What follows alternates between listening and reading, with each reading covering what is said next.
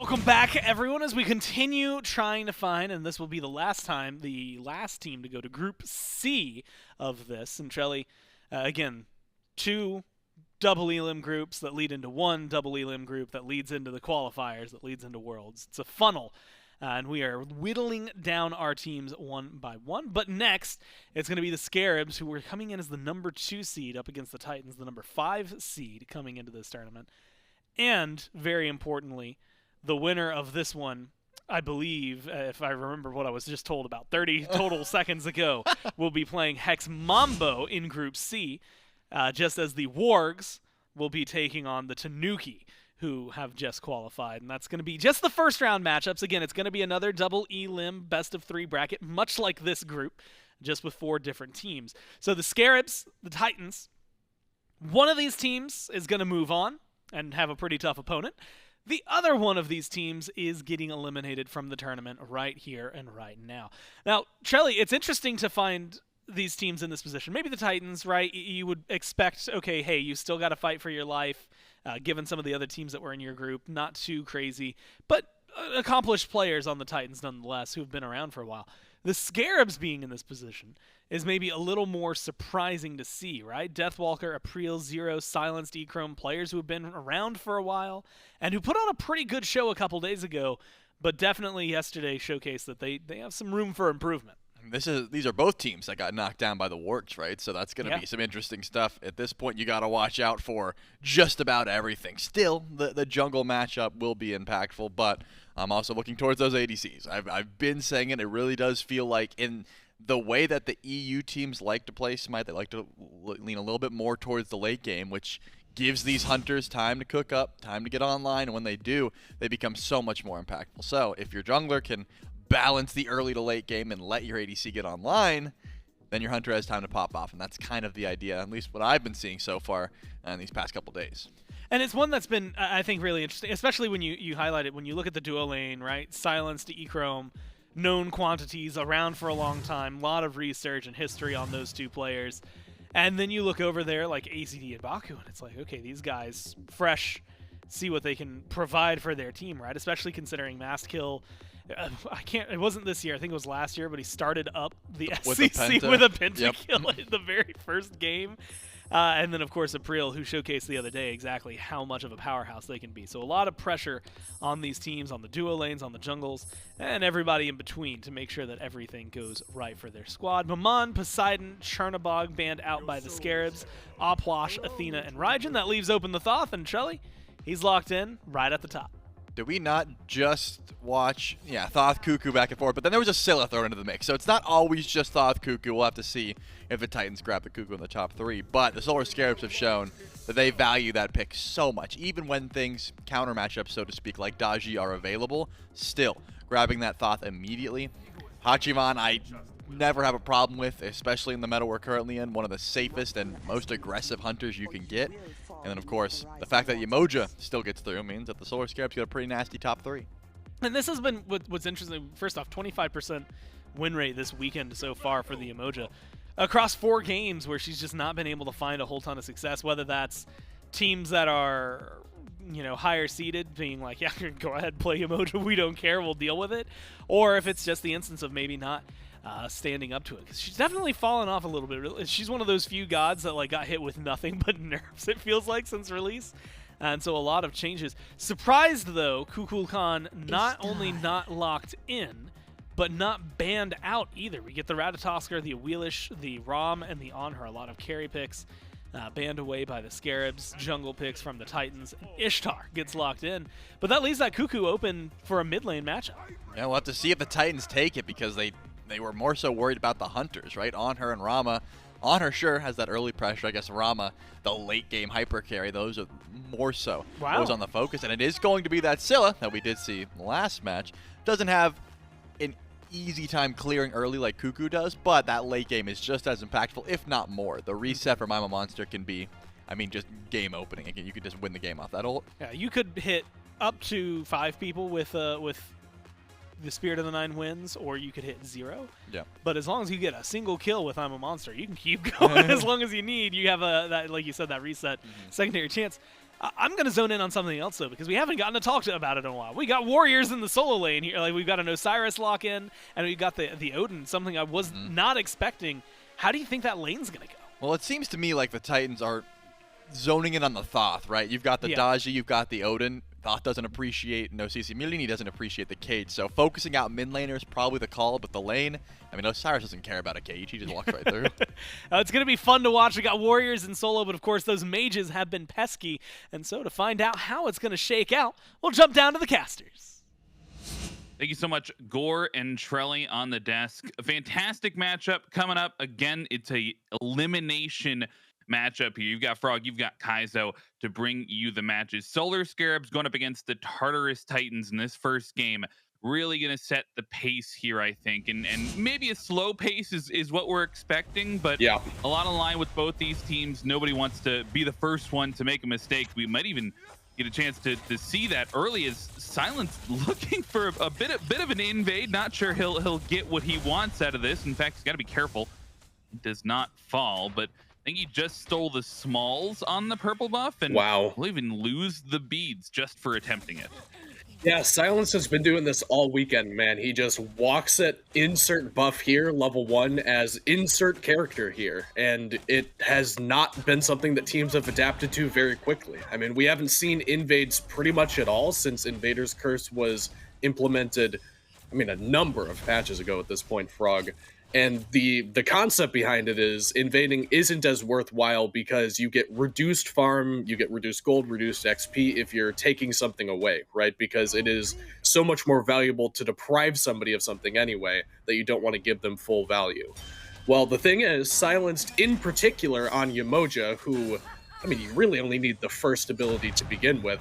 They don't really care if they fall far behind as long as everybody else in his lane, in particular Echrome, gets that farm. You put AicyD behind, you put Bakú behind. AicyD also uses the beads in that engagement just so he can keep clearing when he got stunned out. I mean, there's a whole lot of value received from whatever iSilenced is doing. Was an attempt to steal it, and it was successful, right? I mean, he does get Echrome to level 3 before anybody else in that lane. Could be impactful here if they want to look for some sort of fight early. You see Apreel over on the left-hand side of the map, but we talked about it a little bit on the desk. A big matchup here for both these squads in this first one, looking to set the pace, I think, a lot through these junglers in particular. We saw French Emperor in just the last set have a bit of a standout game on this Thor, and then the Zhainy, new to this one, but MastKiII, I think, has the potential to have a really standout game himself, looking into the carries on the other side, in particular this Thoth no CC immunity, another one that we've seen quite a bit this weekend. I mean, where do you see the jungle pressure going across this map? It's got to be in favor of Apreel, I would think. I've said a couple of things this weekend about how Zhainy is a character that needs help to actually get these kills. You can't usually kill somebody 100-0 by yourself as Zhainy when they have relics available. Do a decent job of trading here with Apreel, but I do think that Apreel is likely to be the guy that's going to be calling the shots early on. It looks like in the right lane, at least for the time being, MastKiI's getting the better end of that engagement and will potentially need some help from Zyrhoes if they want to defend this buff. Seem to know that somebody's coming, though. Blue buff on spawn here. You might get an invade attempt. You will get a little bit of something here from Deathwalker, but no rotation over Zyrhoes. Not interested in helping, just was there for the defense in case. All the while, though, iSilenced, he tried to steal the purple buff early on, actually steals the speed buff this time around, walks all the way into the enemy jungle and has that speed buff. Now it's Bakú looking for the steal, and he got it. Find Insane. it with just a bit of damage at the end there. So both of their supports, just like by themselves, are going to be the only ones successful on those invades. Yeah, one little pincher. And, you know, I do think that it's been long overdue that teams start to experiment a little bit more with invades, specifically coming from the supports. I mean, you saw exactly what Silence was capable of there, right? Like, he knows that MastKiII is on the right-hand side of the map, nobody there to defend the left speed, which it looks like MastKiII just now noticed is not going to be available for him. And I think that it's a good idea. I think that there's a lot of time wasted by supports, especially early on when not a whole lot to fight over, only so much farm on the map. Gives you at least something that you can do with your time. And it's very, very valuable. I mean, it's always been so good to take away farm from other people, even if you have to sacrifice some of your support's farm. MastKiII forces out Apreel's ultimate there. The only thing, Frog, is that that's going to make my casual games a lot more annoying. Dash in here onto Silenced, and MastKiII's around the corner looking for first blood, and the bleed will find it. Got to be careful if you're Echrome to not get pulled back in, but that's the early kill, and the Tartarus Titans on the board first. And a great rotation there from MastKiII to make sure that one gets cleaned up. AicyD, there's a surprising amount of CC coming from the Tartarus Titans, in particular onto somebody like iSilenced, who doesn't have a great movement ability to get away from any of that. If they get Khepri rooted and then insert Ishtar CC chain here, by the way, pretty much every ability in the kit qualifies as crowd control for AicyD. It's a whole lot of you can't walk time that's iSilenced has to go through. MastKiII knows that the beads are down there because AicyD burns them initially, and then that's just an easy powwow, not even needed for MastKiII, but even if it was, a way to live through that one. And it is always super powerful, Frog, whenever you can force the enemy support to go something other than a normal support relic. Like, you know that iSilenced is feeling the pressure when he goes for the beads first relic. Once again, a little bit of pressure onto Silence. Got to be careful that he doesn't get caught out here. Has another Riptide in the root. Will slow him down. All the while, blue buff invade going on the right-hand side. He manages to dodge a ton, but is not able to dodge the I'm a Monster. And so the Tartarus Titans grab the second kill of the game. All the while, I think Deathwalker was able to take away. No, he wasn't. I almost just lied to you just now. But no, it was lestimics able to secure his own blue buff. Meanwhile, Deathwalker proxying a little bit on this right-hand side. They shut down Silence, and he's fallen down a little bit to that level lead, but still you see the sort of waves of impact around what Silence has been trying to do, right? Walking up into the enemy jungle, you get a little bit less farm for stealing those camps. All the while, though, Echrome able to farm up by himself. He's a level ahead. And if you recollect back to yesterday and a lot of the set for the Dwarves versus this Scarabs team, it is iSilenced again under pressure. Getting pulled by the powwow. 3 here once again, but apreel with Zyrhoes combines and punishes MastKiII in the mid lane. Bakú looking to be the second one down, and Silenced grabs the last hit. It's only Zhainy here to try and survive, and he will make it back to the tier 1 tower. But a great Anvil of Dawn there from apreel, finally getting involved. And you'll appreciate this, Frog. I was saying yesterday that Silenced reminds me a lot of Raffer, in that he doesn't mind having a lot of cooldowns directed at him. If he's getting triple, quadra ulted, even if he has 8 deaths in the beginning of the game, does not matter to him, because he wants to be the guy to open the door and take away those resources from the rest of his team, make sure that they can play a little bit more safely.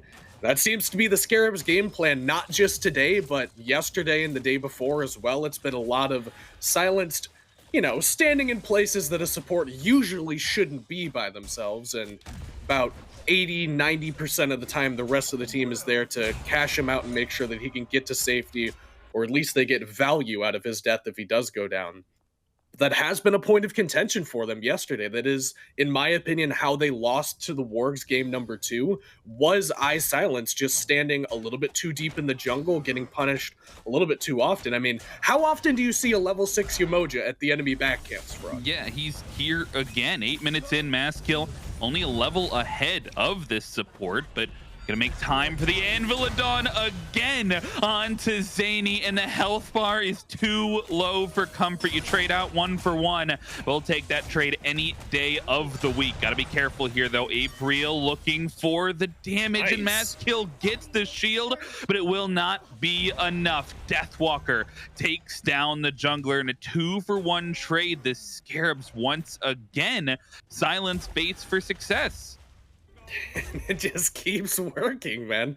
It's that meme where it's like, I just kept crawling and it just kept working. Well, I just kept invading back camps by myself and it just kept working. apreel is in the perfect location to dunk down on top of Zhainy as soon as that engagement starts going down. And it really makes you wonder, Frog, what are you supposed to do if you're the Titans there? Do you not do anything at all about the Yemoja by herself, a level down, 2 levels down, walking through your jungle. I mean, it's very hard to say, guys, we can't collapse on the guy by herself at our back camps because somebody else might be coming. That's kind of starting to be what it feels like, where every time Silenced is somewhere he shouldn't be, magically the rest of the team just manifests into being. Zyrhoes and Silenced continuing to make this pressure around the mid lane. Zyrhoes used that ultimate just to try and steal away the buff.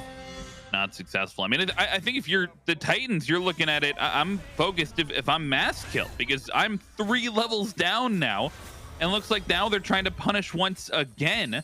Waves go up, as does the powwow. You get the beads off of Silenced, maybe knowing that he was going to be this type of aggressive player. Yeah. Wants to be able to avoid the pullback in on the powwow. But I mean, MastKiII, I was going to compliment him a little bit earlier on. He's really been driving the pressure for this Titan squad. A couple of those early kills, I think, brought forward by this Zhainy. Meanwhile, Apreel quietly farming, and now has been the beneficiary of 2 of those counter engages with that semi-global pressure. And now this 2.5 level lead that you get on this door. I mean, maybe you start thinking about some of these larger objectives. And it is fascinating the way that the Solar Scarabs play, where pretty much all of these players, with the sole exception being Silenced, want to just farm the map. And Echrome actually in a very bad spot here, Frog, turning around the damage quite well, though. You would think he's in a bad spot. MastKiII gets the ultimate through and almost gets it pop, but the Scarab's Blessing does save the life there of the jungler. Meanwhile, Echrome, you see the damage coming through, maybe the difference that you've got to be careful of now. Only a level 9 jungler. I mean, he's only 1 level ahead of the enemy support. All the while, the dunk down comes through. Wasn't even. It was just the ultimate through from Zyrhoes. As we see a pick onto Zhainy and lestimics. He's under pressure on the right-hand side as well. Just the tanks trying to put some damage out onto the Odin. Solar Scarabs, they get 1 in mid. They've got pressure everywhere, it feels like. Deathwalker is between T2 and T1 here, but he's got an Executioner, as it would happen, so MastKiII is not going to enjoy whatever damage is coming his way. And I think you are correct, Frog, to direct our attention to the fact that this Zhainy is 3 levels behind, and Apreel is active again and left. Deathwalker's at the enemy speed, and it's these 2 tanks who are getting massive space made, but the Mime Monster comes through, and the damage is there to follow up just barely. The Riptide gets him out, and Zyrhoes helps out with the peel. It is criminal. You're right on the mark. How do they make it out of there? You see the attempted space that they can make, just trying to find it as they get back to base was silenced there. And even at the enemy speed buff, you feel like you want to punish and you just get so close, but they get out of there alive. Man, you know, parents, if you're watching at home with small children, cover their eyes, because they should not see Smite played like this. This is, like, fundamentally not the correct way to do things. I mean, the Scarabs are just so good that they are playing with razor-thin margins here. I mean, if you mess up one ability, even if that, you should be getting punished for this. I'd argue you should be getting punished for this, even if everything goes right. But somehow, they're managing to come away on the winning end of a lot of these trades. And Echrome looking for some danger in left lane. AicyD takes a huge chunk of damage. Rotations here from Silence, looking to capture with the waves. All the while, MastKiII taken down. The ultimate comes through, will save AicyD. Otherwise, would have been a 2 for 0.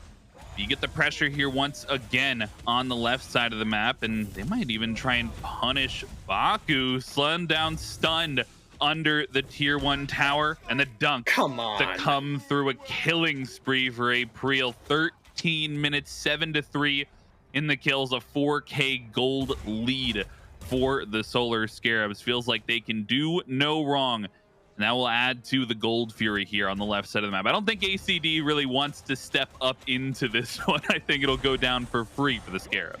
Yeah, good luck not only contending with Zyrhoes on the secure, but also getting there alive to begin with. And the Titans need to regroup, take a deep breath, and readdress the map state, because it is pretty easy to get caught up in the momentum of a game like this, where it feels like Silenced has been forcing you to fight from the word go, but I mean, the Titans just can't afford to keep scrapping like this. They're so far behind. We've pointed out MastKiII 3 levels behind, but it's not just there. It's leads literally everywhere across the map, even a half level for Deathwalker. Perhaps most notably is the fact that apreel is now 4 levels ahead of his jungle opposition. Zyrhoes also got about 2 levels or so there. It's very infrequently, Frog, in modern Smite that you see levels in every lane. But they've got it here, and they've got another pick onto Bakú. I mean, the Titans need to do a couple of different things. They need to ward more effectively to know where apreel is, because a lot of the time it seems like these engagements are driven by just not having enough vision. And they gotta stop fighting. Yeah, AicyD. He's trying to stop fighting. He's running towards his jungler, but MastKiII's like, don't bring him to me. Don't bring him to me, man. I don't want to deal with him. He's just trying to find some farm here safely in his own jungle. I mean, if you're the Titans, right? They just took down the Gold Fury on the Scarab side. Pyromancer's up, Fire Giant's up. Maybe you don't want to be the one to start those large objectives at this point in the game, but we won't even get a chance here. Silenced and Echrome pushed up heavily, and the teleport actually coming through brings lestimics over to this side, looking to catch him with the cage. Has to be there, just trying to get close enough, and he will. A 5 versus 2 engagement is what it turns into when the Tartarus Titans finally answer something back. Finally, but like, look at what the Scarabs are doing, right? In that time, 5 people were required to kill the dual lane for the Solar Scarabs. They spread the map out, they get a Pyromancer, they're invading back camps, they took tier 1 and mid. I mean, even despite the fact that you got those 2 shutdown kills, the graphs are pretty indicative of the fact that you didn't really come out on the winning end of that. In fact, it's pretty even down the middle, the way that those last couple of minutes or so shook down, probably in favor of the Scarabs, if anything else. And the Titans, again, just need to slow down the map. And that's a pretty common buzzword for analysts who are watching a team that's losing this hard. I mean, 6,000 gold, 16 minutes, that is pretty substantial deficit that the Tartarus Titans are playing into. But that is kind of where you're at. Like, you cannot afford to continue to bash your head against the wall. The Scarabs have proven that even if you do overcommit resources to try to shut us down in any given location, we're competent enough that we're going to spread the map out, still find benefit elsewhere.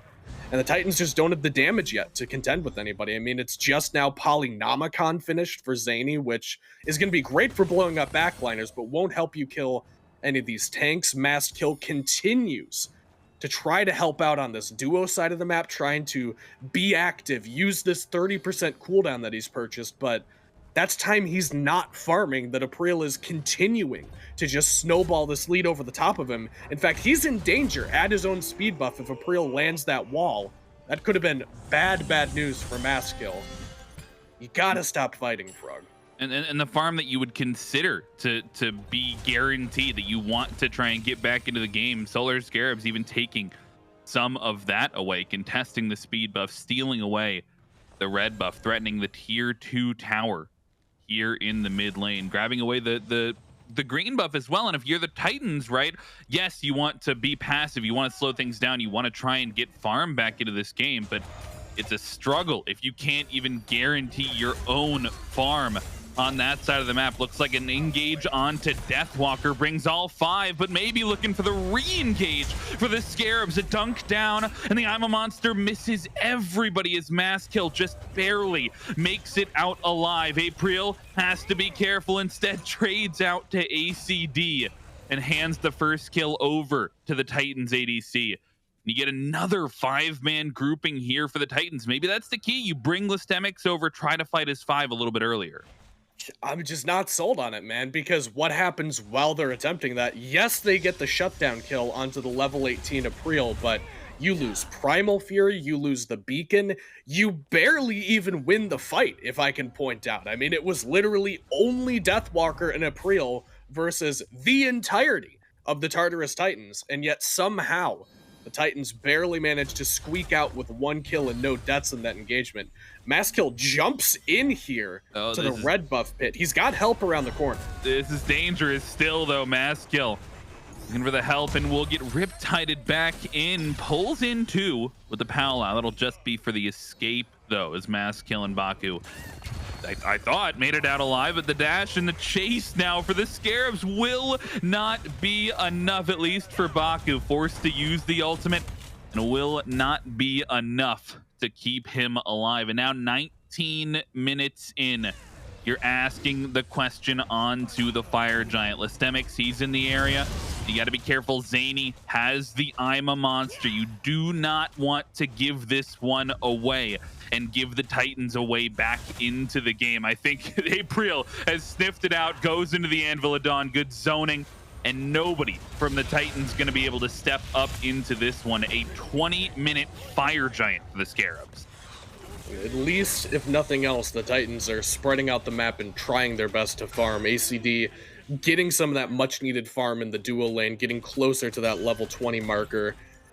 Might be what the doctor ordered, is just getting your ADC a couple of levels. He is actually a little bit ahead of Echrome, just because a lot of help coming his way from MastKiII, a lot of focus put on shutting down, in particular, the dual lane push from the Solar Scarabs, meaning that with that Executioner he just now finished up, he can deal some pretty relevant damage to anybody that's going to stand in front of him.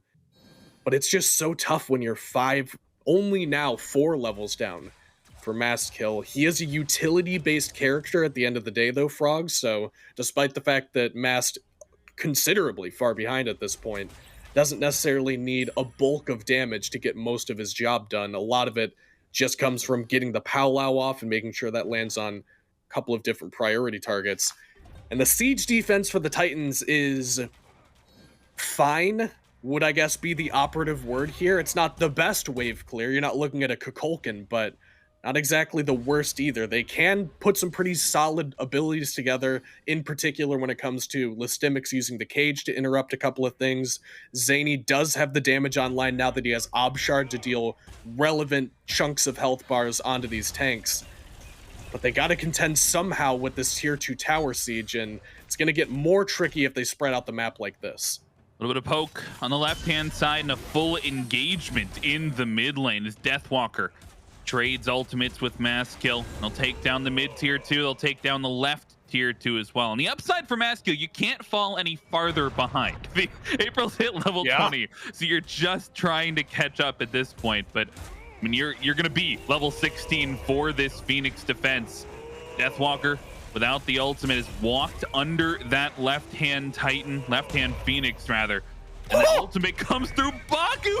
2 ultimates from the carries, and he doesn't even get to use the Scarab's blessing. You take down the support, and you take down both mid and left Phoenix, and in the blink of an eye, Zyrhoes out of nowhere eliminates Bakú with the help of Echrome, and that's all you need to win the siege. Wow, I mean, if you've ever wondered what an 8-level lead looks like, how about dealing 1,200 damage and almost basically one-shotting Bakú with that final judgment? You gotta feel so bad for Bakú, man. I mean, he has quite literally 2 completed items 22 minutes into the game.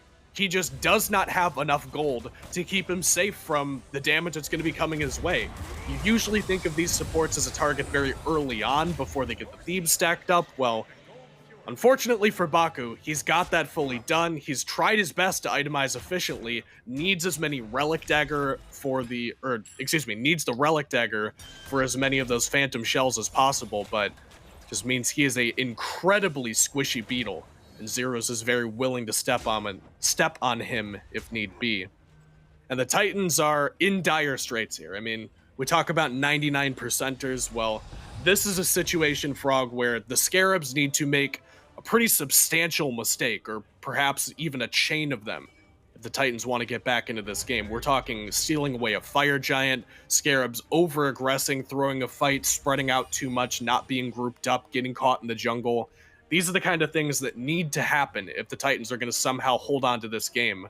Because unfortunately for them, they don't really have the same 1v9 potential that we saw Gunter earlier on the Vulcan. I mean, Vulcan, a character that has so many different good tools. The turret helps out, very low cooldowns to poke out a couple of different members, some decent crowd control. Zhainy is very much a combo-based character. You're looking to one-shot one dude and maybe another dude. So if it comes down to it, unlikely we'll see the same miracle defense we did yesterday. the Tartarus Titans could use some of that miracle magic right about now. Well, they're gonna put up a defense. You'd think they want their mid laner with them. Won't be there to defend that tier 2 tower. And I don't know. I mean, Kaizo, if you recall, we've seen some historic I'm a monsters. We have. I mean, one I'm a monster can change a team fight. I don't know if you knew that or not. I mean, did not know. Right. Thank you for telling me that. Absolutely. Something. Can you give me an example, perhaps, of Well, one such I'm a monster? One such I'm a monster. Well, you know, I don't want no spoilers, right, for the past, right? If you all that content available on youtube.com/SmitePro. Anyways, this game, right? Solar Scarabs, Tartarus Titans. Tartarus Titans, I think if you're asking the question on if you want to get back into this game, I don't think you really get the chance to step up for this fire giant. I think, but I mean, I say that. What do I know? They're here along with their Titan, potentially looking for something. You look at MastKiII, a little bit back in the enemy jungle, but Tartarus Titans, one misstep here and they just lose the game instantly. But if they don't step up, it feels like it's still a bleed at this point. They've got 2 Phoenixes down. It's sort of a march toward the inevitable if you don't step up to at least attempt to contend with this fire giant, which is why they are grouped up around the right-hand side of the map. I mean, I don't hate the fact that they were stepping forward when the Titans were rushing down.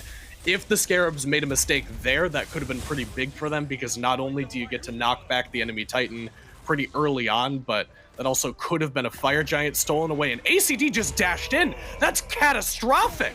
You lose both relics there from the ADC, and AicyD forced the Titan under that tier 1 Phoenix right there. You've got the Titan pushing down all 5 members here. Apreel over towards the mid lane. Blinking from Deathwalker. The space gets made, and lestimics, he's on the other side of the fight. Meanwhile, Apreel takes down that middle Phoenix. And you're looking for the right Phoenix as well. Solar Scarabs haven't found any members yet, but they do find all 3 Phoenixes now. And the base is broken for the Titans. And just so clean from the Scarabs, which is the only thing you need to be in a position like this. I mean, they've already done all the homework, done all the dirty work to get to this position. Once you're this far ahead, it's just a matter of being careful, making sure you don't give anything up, and they've done an excellent job of that so far. It was 6 kills, you know, fairly early on for the Titans, but since then, nothing really left on the table, nothing dropped for the Solar Scarabs. And with that Titan already below half HP, Frog, just from the fire creep waves that were going in, just because once that Titan got banished back to the throne room from the right-hand side of the map, did take a pretty substantial chunk of damage just for having that happen. Scarabs don't have to do a whole lot here. I mean, I'm going to keep it honest with you. The Titans are the ones with the onus on them to make something exciting happen with the end of this game. You can see them grouped up around this area in front of their Phoenixes, or at least where they used to be. They have to spring a trap to win this game, and it's not looking good. Titan through the wall. You missed the ultimate if you're Zyrhoes, but I'm not sure they need that damage to take down Bakú. The support will fall. Lestimics down to half HP. He should fall as well, forced to run away. And Deathwalker chasing him down in the enemy speed buff. MastKiII next on the chopping block. And a 4 down, 5 down, a deicide for the Solar Scarabs. And they'll march in and take game number 1. Credit to the Scarabs, man, because I've said a couple of different times now that I think that the Scarabs are a slower paced team. Deathwalker and Zyrhoes, a couple of guys that I credit with having a longer term playstyle, right? Where you don't have to do anything super early on, you just outright play better than the opponent in the late game. But the Scarabs, 100% were playing from minute 1, which is not a playstyle we've seen from them so far, perhaps learning from the Wargs, their opponent yesterday, that actually banished them here to this bracket. So it's an excellent adaptation from them, and the Titans have a lot of homework ahead of them if they want to figure out a way to get back into this set. I mean, for me, it almost feels like Silenced was playing from minute 1, and Apreel was like, "Oh, you're kind of close to me, and I'll use my ultimate, I guess." It just feels like MastKiII maybe gets baited out a little bit. Either way, Titans need to do their homework, need to adapt going into this game number 2. That'll do it for game number 1, though. Stick around after the break.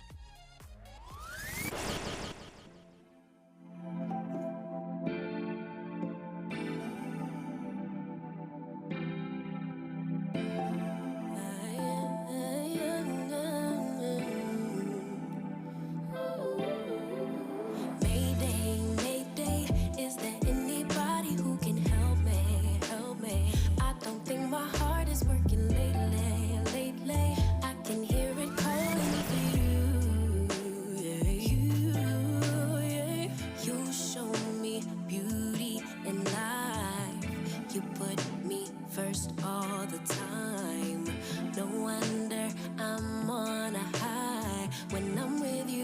when I'm with you. Oh yeah, you like the things that I like. If you don't know, you always give it a try. No one can blame me for crying when I'm without you, when I'm without you, yeah. Know you got dreams of your own, sure you got places to go, but I just want you alone. Oh yeah, yeah. I know it's hard to be you, all the things you need to do, but baby, it's hard for me too. Oh yeah, yeah. Mayday, mayday, is there anybody who can help me? I don't think my heart is working lately, lately. I can hear it calling for you. You, yeah. Mayday, mayday, tell me you'll come home and be my baby. I've been losing sleep, I'm going crazy, crazy. Only you could save me. Only thing I need is your love. You say I'm one of a kind. You know, you ain't never lied. Fact is, you're one of one yourself. Cause you can love me like no one else. Don't get up and leave me hanging, let's just sleep today. Stay right here close to my heart and take my breath away. Let's make the most of our time. Cause I can love you like no one else. Mayday, mayday, is there anybody who can help me? I don't think my heart is working lately, lately. I can hear it calling for you. You, yeah. Mayday, mayday, tell me you'll come home and be my baby. I've been losing sleep, I'm going crazy, crazy. Only you could save me. Only thing I need is your love.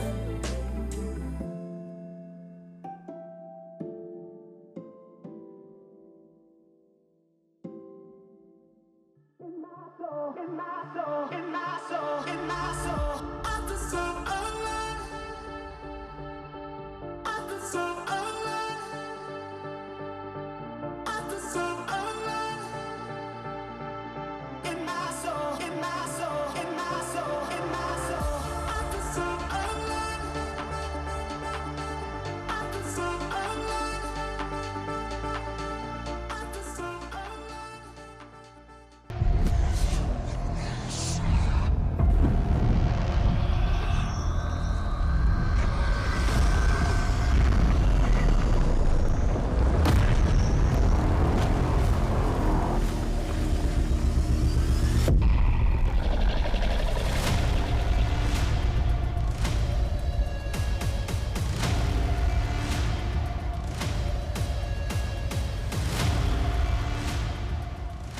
That's right. If you want a dream come true, you can go to advance.gg/smite and pick up the newest flavor, Cthulhu's Dream, along with the shaker that comes with it.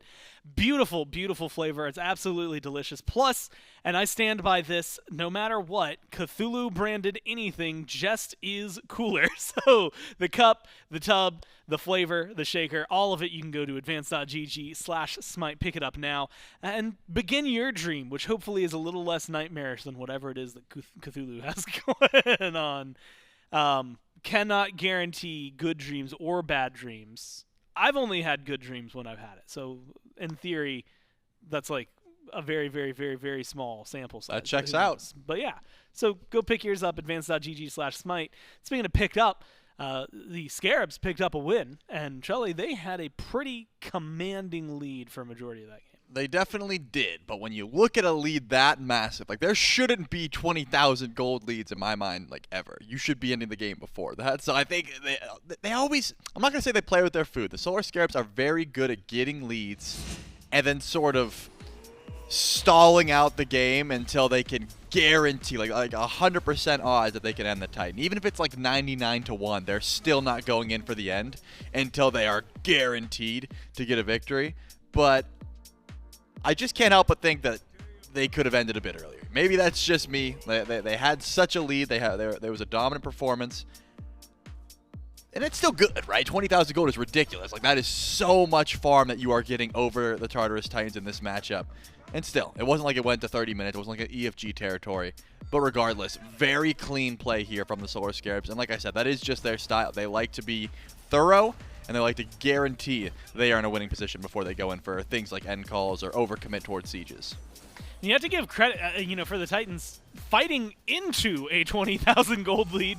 It's not that easy to do, so being able to balance that out, pretty impressive, honestly. Even though they end up losing that game, they managed to fight back at least a little bit. But kills, gold, and the win go over to the Scarabs here in Game 1. Deathless for Zyrhoes is probably not something you want to be seeing if you are the Tartarus Titans or if you're rooting for the Tartarus Titans. And so definitely maybe some shakeups there. So it does feel like maybe a little more pressure on mid, but realistically the farm game, like if you can slow that down as the Titans, you have a significantly higher chance of pushing this set the distance and of winning this set than you do if you let them farm that way again. I'm thinking, stopping the early pressure is always going to be the game plan. It wasn't overwhelming. I believe MastKiII even did grab first blood over in dual lane, so it wasn't as if the pressure was just too much to come back from. It was just that trickle-down effect of better farm, better objective fights, better clear, all of that sort of adding up into one. So the Tartarus Titans might just want to start with getting themselves a nice comfort pick in that first spot. Remember, Thoth first picked last time around. Maybe trying to put an axe in that plan or grabbing it for themselves could be an idea here for the Titans. But knocking the Scarabs off their rhythm has to be priority number one.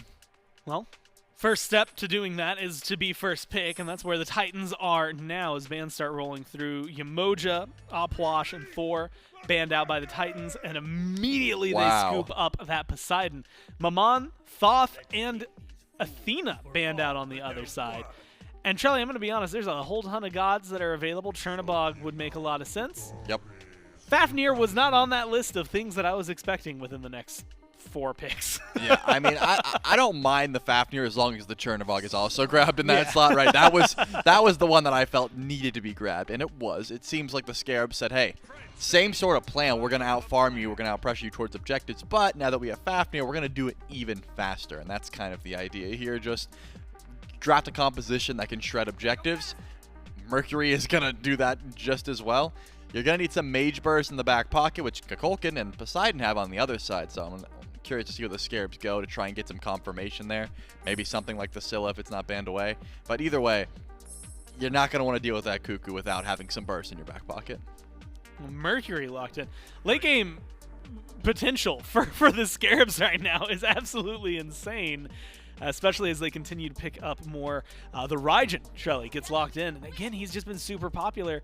But right now, they've got flexibility on the Scarabs to go for a mid or to grab a warrior if they so please. Yeah, I'm thinking, well, let's see. We can wait while the Awilix gets locked in, but it's going to be a hell hover. Huh.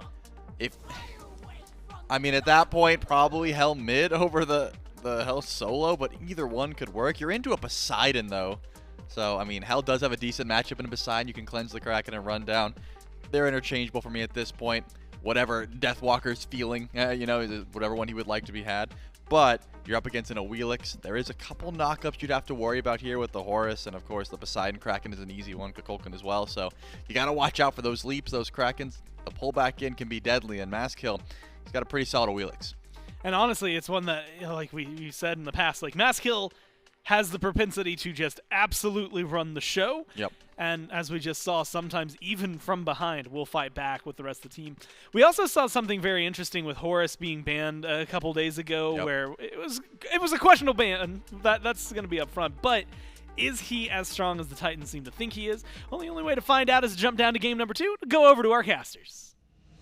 Thank you so much, Gore and Shrelly. Tartarus Titans, Solar Scarabs. And if backs were up against the wall in game number 1, elimination matchup, certainly feels a little bit more pressure here for the Titans here as they lost game number 1, trying to fight back in game number 2. And this draft, man, this might do it for me. Can you do a count for me, Kaizo? How many knockups do the Titans have? Because that looks like a lot. I think I can do that. Let's see. Lestimics has, I guess, 2 technically. MastKiII, hang on, we got some more shenanigans here. Bakú does not secure the purple buff and taking a lot of damage from Echrome Frog. Slowed down, right? It's coming through. The Invader's Curse. You get slowed down. You got to hit the hammer. If you're silenced, the beads is late. But they don't need the beads. They need the little bit of damage. And Bakú, he tries to take a page out of iSilenced's book and is not successful. Gets taken down for first blood. That's chaos for the Titans. Yeah, the generic brand iSilenced invade unfortunately did not work out there for Bakú.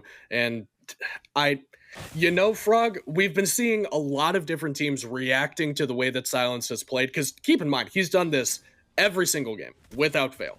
And this is not an adaptation we've seen so far, is the other support just mirroring him and doing the same thing.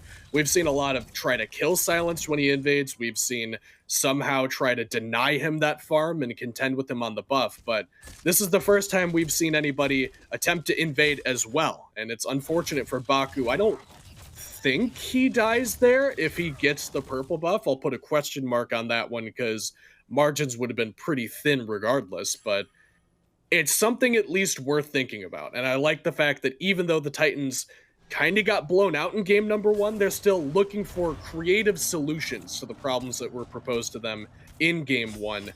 Doesn't work out for them here in game 2, but they are at least thinking. Bakú's like, it can't possibly be that hard. I'll just be annoying. I'll just walk up and stand in front of him. And unfortunately sticks around a little bit too long. And Echrome, once again, the beneficiary of a little bit of that early pressure and an early XP there, as he hits level 3 before anybody else on the map there for that first wave. And that was maybe a story of game number 1, right? A lot of this pressure being driven by iSilenced, and I'm a little bit interested in the pick. We'll have to hold that, though, as Deathwalker on the hell getting ganked over here on the right-hand side. Will not be under too much pressure there. Apreel now on this side of the map has to be careful, looking for the re-engage. Lestimics low and needs a couple more autos off the mark, and Apreel is the one that gets punished for attempting it. Zyrhoes there on the trade. It'll be a 1-for-1 off the rotation, just barely able to trade out that 1-for-1. Wow, that sucks for Apreel, man. He got sold by Deathwalker because he absolutely gets that first blood, if nothing else. I mean, whether or not he lives is going to be tough, but they definitely get the kill onto lestimics if Deathwalker can walk up after getting his ability interrupted and then still get it off the second time around. It is unfortunate that the title surge came in at the optimal time to prevent that kill from going down, but Deathwalker goes backward at the same time as Apreel continues to go forward, obviously understanding his life is forfeit either way, might as well go for one of those kills, but Deathwalker favoring the preservation of his life regardless. An excellent rotation from Zyrhoes means they do at least get the kill onto lestimics, but I feel like potentially they could have landed one onto MastKiII as well. Bakú and Silenced. Looking for a little bit of pressure as Apreel, he's holding on to that ultimate. Maybe we might get a punish there. But that was going to be my question around this Fafnir pick, because we saw this first pick for the Solar Scarabs up there with Echrome. Pick through on the dual lane, you get this Chernobog. Now, the Chernobog, I understand. We've seen, I don't know, you haven't been living under a rock. You know that we've seen a lot of the Chernobog more recently. This Fafnir pressure, though, for iSilenced, one that he's looking to be annoying with, make the pressure. Yep. But do you think this pick provides a lot of that space and safety, I guess, to try and be that annoying presence on the map? Yeah, I mean, you hit it on the head, Frog. This is a pick specifically for iSilenced because he loves to be annoying, and very few characters do it better than Fafnir, just because that leap is so quick and such long range, in addition to having pretty solid crowd control, additional safety if you need to use the Draconic Corruption. It just gives you so much mobility to move around the map and say, hey, AicyD, don't play for 2 seconds because you're disarmed and then you're stunned immediately after that. It's definitely an iSilenced specific pick. I don't think that, Fafnir support's going to be the new wave or anything like that. It's a fine pick, Frog. I mean, especially when you have a Mercury in the jungle, that's crazy good objective DPS, but definitely not going to be something we're seeing a lot more of from every team in this tournament. AicyD is upset that his back got stopped. Pressed 4 just to make sure that Echrome knew that he could press 4, and as a result, he'll be low under this tier 1 tower. He'll get that wave though. Once again, around these blue buff spawns, you see the junglers come over to this right-hand side of the map, and this continued pressure here is looking to be a punish maybe for apreel if somebody steps up a little bit too far. But now, I mean, this is a different jungle matchup, of course, than we saw in game number 1, and very different, I think, in terms of pressure or perceived pressure, right? Mercury looking to farm up a little bit more, perhaps. MastKiII already has that level lead, maybe a half level there in the jungle, and on a notably more aggressive pick with a lot of setup for his team. Definitely looking at him to get involved earlier on. Keeping my eye on this map, Frog, because, yeah, the purple buff respawns, and guess who's immediately here? It's actually Bakú, not iSilenced, once again doing his best impression the enemy support. But I think you are right to draw attention to the Mercury versus Awilix matchup, because we've seen what this Awilix is capable of. I mean, Zhainy makes this character look like it needs to be banned every single game, or like reworked, removed from the game, something. Most people don't play it like that. I mean, a lot of teams won't let you play it like that. So MastKiII has to prove that he's at least capable of piloting it to a comparable degree that apreel is on this Mercury. And it does come a lot in the early game. Mercury, you can see first item Rage here means that he's looking specifically to go to the late game and play around those late game team fights. Apreel is in left though. Gotta be careful here, looking to get out with the ultimate, but not in time. And AicyD will be taken down. The ultimate comes through from the enemy ADC, and Echrome gets that living nightmare. Solar Scarabs on the board once again. That might even open the door for an early Cold Fury, 7 minutes in. Zhainy around the corner with the Serpent, though, looking for the steal, and it's gonna be a little bit late. Thought you might see another engage after the fact. apreel almost deleted just off that one ultimate. They're still trying to find a little bit of damage. MastKiI's got to be careful. Okay. Don't want to get punished there. We'll use the ultimate, I suppose, just for the escape. But Solar Scarabs, they grab one pick. They find the smallest window. They take an early Gold Fury. And public service announcement for anybody who is trying to steal an objective without vision. If you get to the pit and it's still alive, just rip the ult, regardless of if you can see the health bar or not. Because more often than not, it seems like you get there perfectly on time, and then you just check the health bar first before using the ult. If Zhainy immediately drops Spirit of the Nine Winds, that's a stolen Gold Fury, but he waits until he can at least get vision of the health bar, which obviously understandable. You don't want to just waste that cooldown, but because of that, he loses out on the window of opportunity to snatch that one away. The Solar Scarabs, despite the fact that Zhainy actually is at a pretty substantial lead, Zero's only now ticking over to level 10 to Zhainy's level 11. Scarabs are pretty substantially in the lead as a whole, and a lot of that comes from iSilenced versus Bakú. He's got a 2-level lead. That dual lane is prospering over there. Echrome also looking pretty comfortable in this one. And I have to imagine that a lot of that lead that iSilenced has is just attributed to the mobility that he has. He just rotates the map so effectively. He's always right where he needs to be. The jump gets him so far, so he doesn't miss out on any farm if he wants to get it, wants to split it up. The Scarabs are once again in a pretty comfortable spot, and it's on the Titans to make something happen. Well, if you're the Titans, thinking back to game number 1, you have to be maybe a little bit more satisfied with where you are at the 10-minute mark, right? Your goal was maybe to slow things down after the 20k lead that you felt at the end of game number 1, and you seem to be somewhat successfully doing that. A Gold Fury gives you a little bit of a lead if you're the Scarabs, but I mean, even if you do meet your goal, quite an engagement here. Wow. Forces a couple ultimates there from the Titans. Nobody falls, though, on that left-hand side. And I was saying, like, even if you do slow things down, if you're the Titans, you're almost exactly where the Scarabs want you to be. They want to play this slower game plan. And I'm, curious if this does scale through, we get a little bit of engagement. Zyrhoes on the chase down. You get the re-engage in the ultimate from apreel. But the Titans is exactly where the Scarabs want to be. Yeah, I used the word catastrophic at the end of the last game, Frog, and if this game goes 15 more minutes and the gold lead does not change, catastrophic would be the correct word for how the Tartarus Titans are viewing the map state.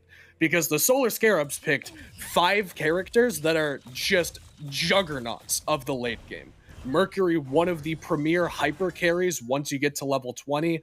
Zyrhoes is good at every stage of the game on the Raijin. The character is just that good, but this Chernobog, this Fafnir only get better with time. Deathwalker gets so much safer, but still has just as much utility. Incredible healing and sustain around the late game team fights makes it so they can stay on the map for a prolonged period of time.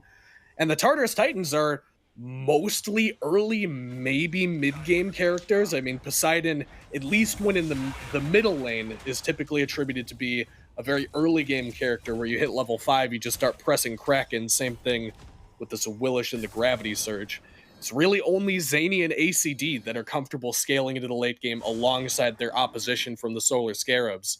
So the Titans, they need to turn things around, and it really should be driven by MastKiII. He is the guy that has the premier early game character. Even his direct opposition's matchup is very favorable for him at this stage of the game. He can probably fight on even footing with Apreel for the time being, but I mean, once that crit comes online, Mercury starts swinging a whole lot harder. It's going to be a much more difficult undertaking for him. So the Tartarus Titans, in particular MastKiII, have the onus on them to make something of the next 10 minutes while the Solar Scarabs just try to bleed them out.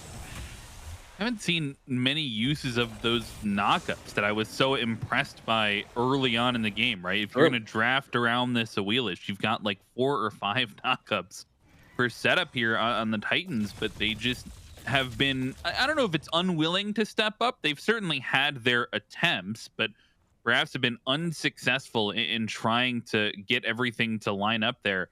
All the while, though, they do have a thread perhaps to hold on to, and I think a lot of that comes from Zhainy. 2 levels ahead here in the mid lane on this Kukulkan. I mean, Raijin, of course, you've seen the pressure, picked up 1 kill a little bit earlier on. But I think if you're wanting to contest now this Oni Fury that's just recently spawned, a lot of your pressure is going to be on the back of Zhainy here to contest, especially with that big secure ability in the ultimate. AicyD looks like he's got some weight on his shoulders as well, getting the worst end of the trade with Echrome, which could be an opportunity for the Scarabs to go to that Oni Fury. Looks like instead they're going to go back to farming. But I think you're right. Zhainy's got the guy. He has the trigger to pull around these objective fights. And Donuts all the way across in his slash line, meaning he hasn't had a whole lot going on in his lane just yet. But now with lestimics rotating over, they've got an overwhelming amount of secure in this fight. If they can even get there! Oh my gosh, Bakú just gets eliminated. Doesn't have the Scarab's blessing this time to give him the extra life. He gets taken down instantly there, just in trade for the Living Nightmare on the other side. And I thought that might have been the opportunity. Oh, your support's making space. You look at the Gold Fury, but they don't even have the time. He gets taken down so fast. And then you get the 2 auto attackers, the crit, the double auto attack, and you can shred objectives just like that. The Titans, they lose a member and the Oni Fury, and it all happens at the drop of a hat. It does. All it takes is that one mistake from Bakú. And by the way, I mean, if you want to talk about how good iSilenced has been playing, think about how many times iSilenced has been surrounded by that many people and just barely squeaked out with 1 HP and created a winning fight for his team. It is not easy what this man's been doing this weekend, and he's making it look real good.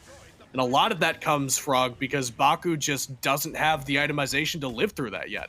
And he might not even live through this once again, contending with the purple buff and just getting exploded because these Thebes are not fully stacked. He's going into what I can only presume is going to be a spectral second item. That's the only thing that really makes a whole lot of sense in that slot, and that one's not finished up either. You're 4 levels down on your enemy support, 7 if you want to call it the mid laner. It's just not a comfortable position for him, and he's still playing so aggressively. And you do kind of need him to be that forward mark because you have a mage solo that isn't going to be a traditional frontliner. You need your support to create as much space as possible. But Bakú just over-investing into the space creation and, like you said, potentially forfeiting a decent chance for the Titans to contend with that Gold Fury. They had lestimics there leagues ahead of what Deathwalker was going to be, if he even rotated at all. And if Bakú could have lived there, we might be singing a different tune, but unfortunately for the Titans, it is only getting worse for them before it gets better. This is a 6,000 now gold lead for the team that would have been content to go completely even into the late game.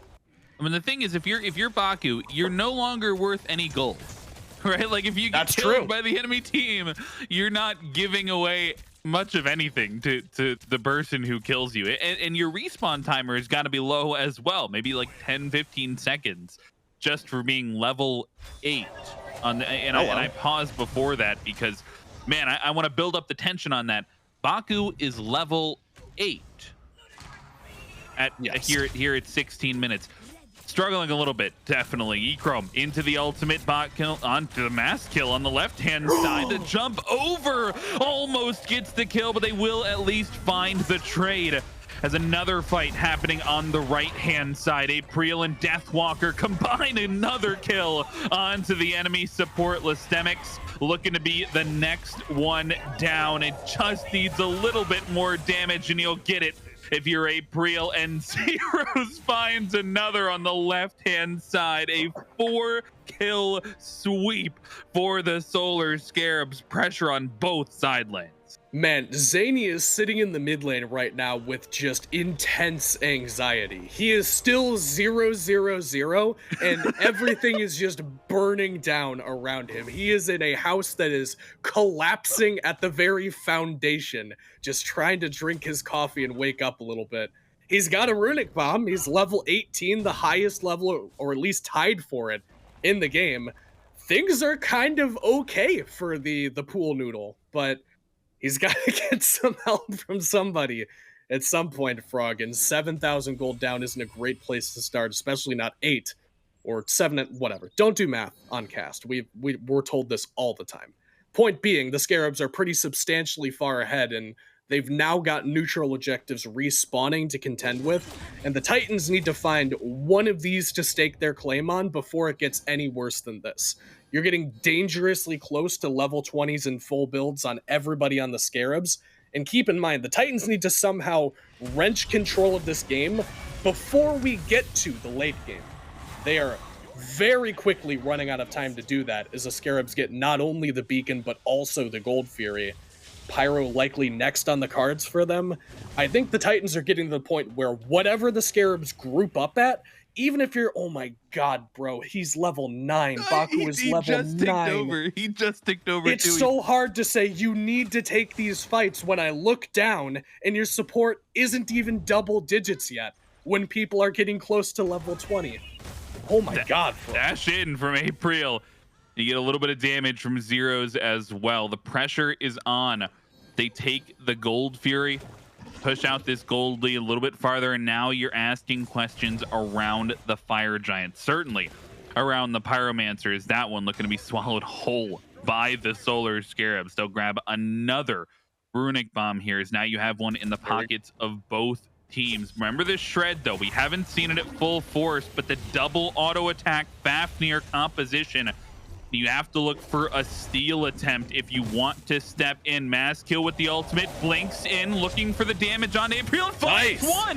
The ultimate comes through the top. Nice! Take it away. Zhainy finds one onto Zyrhoes as well. A 2-for-1 trade, and they get the Fire Giant to boot. Zhainy on the escape will get out of there alive, and a miracle comes through for the Titans. Guardian Angel MastKiII with an incredible individual play to even set that one up for Zhainy. Blinks in with the ult active and somehow manages to take down Apreel before he ends up falling there. He uses the beads aggressively, gets a great kill off onto the enemy jungler, and creates just enough time for that ultimate to come in from Zhainy. Because if he doesn't blink in there, if that play does not occur exactly how it did, Apreel has enough DPS that Zhainy's ult doesn't reach it in time. The FG is just dead before Zhainy can rip the Spirit of the Nine Winds.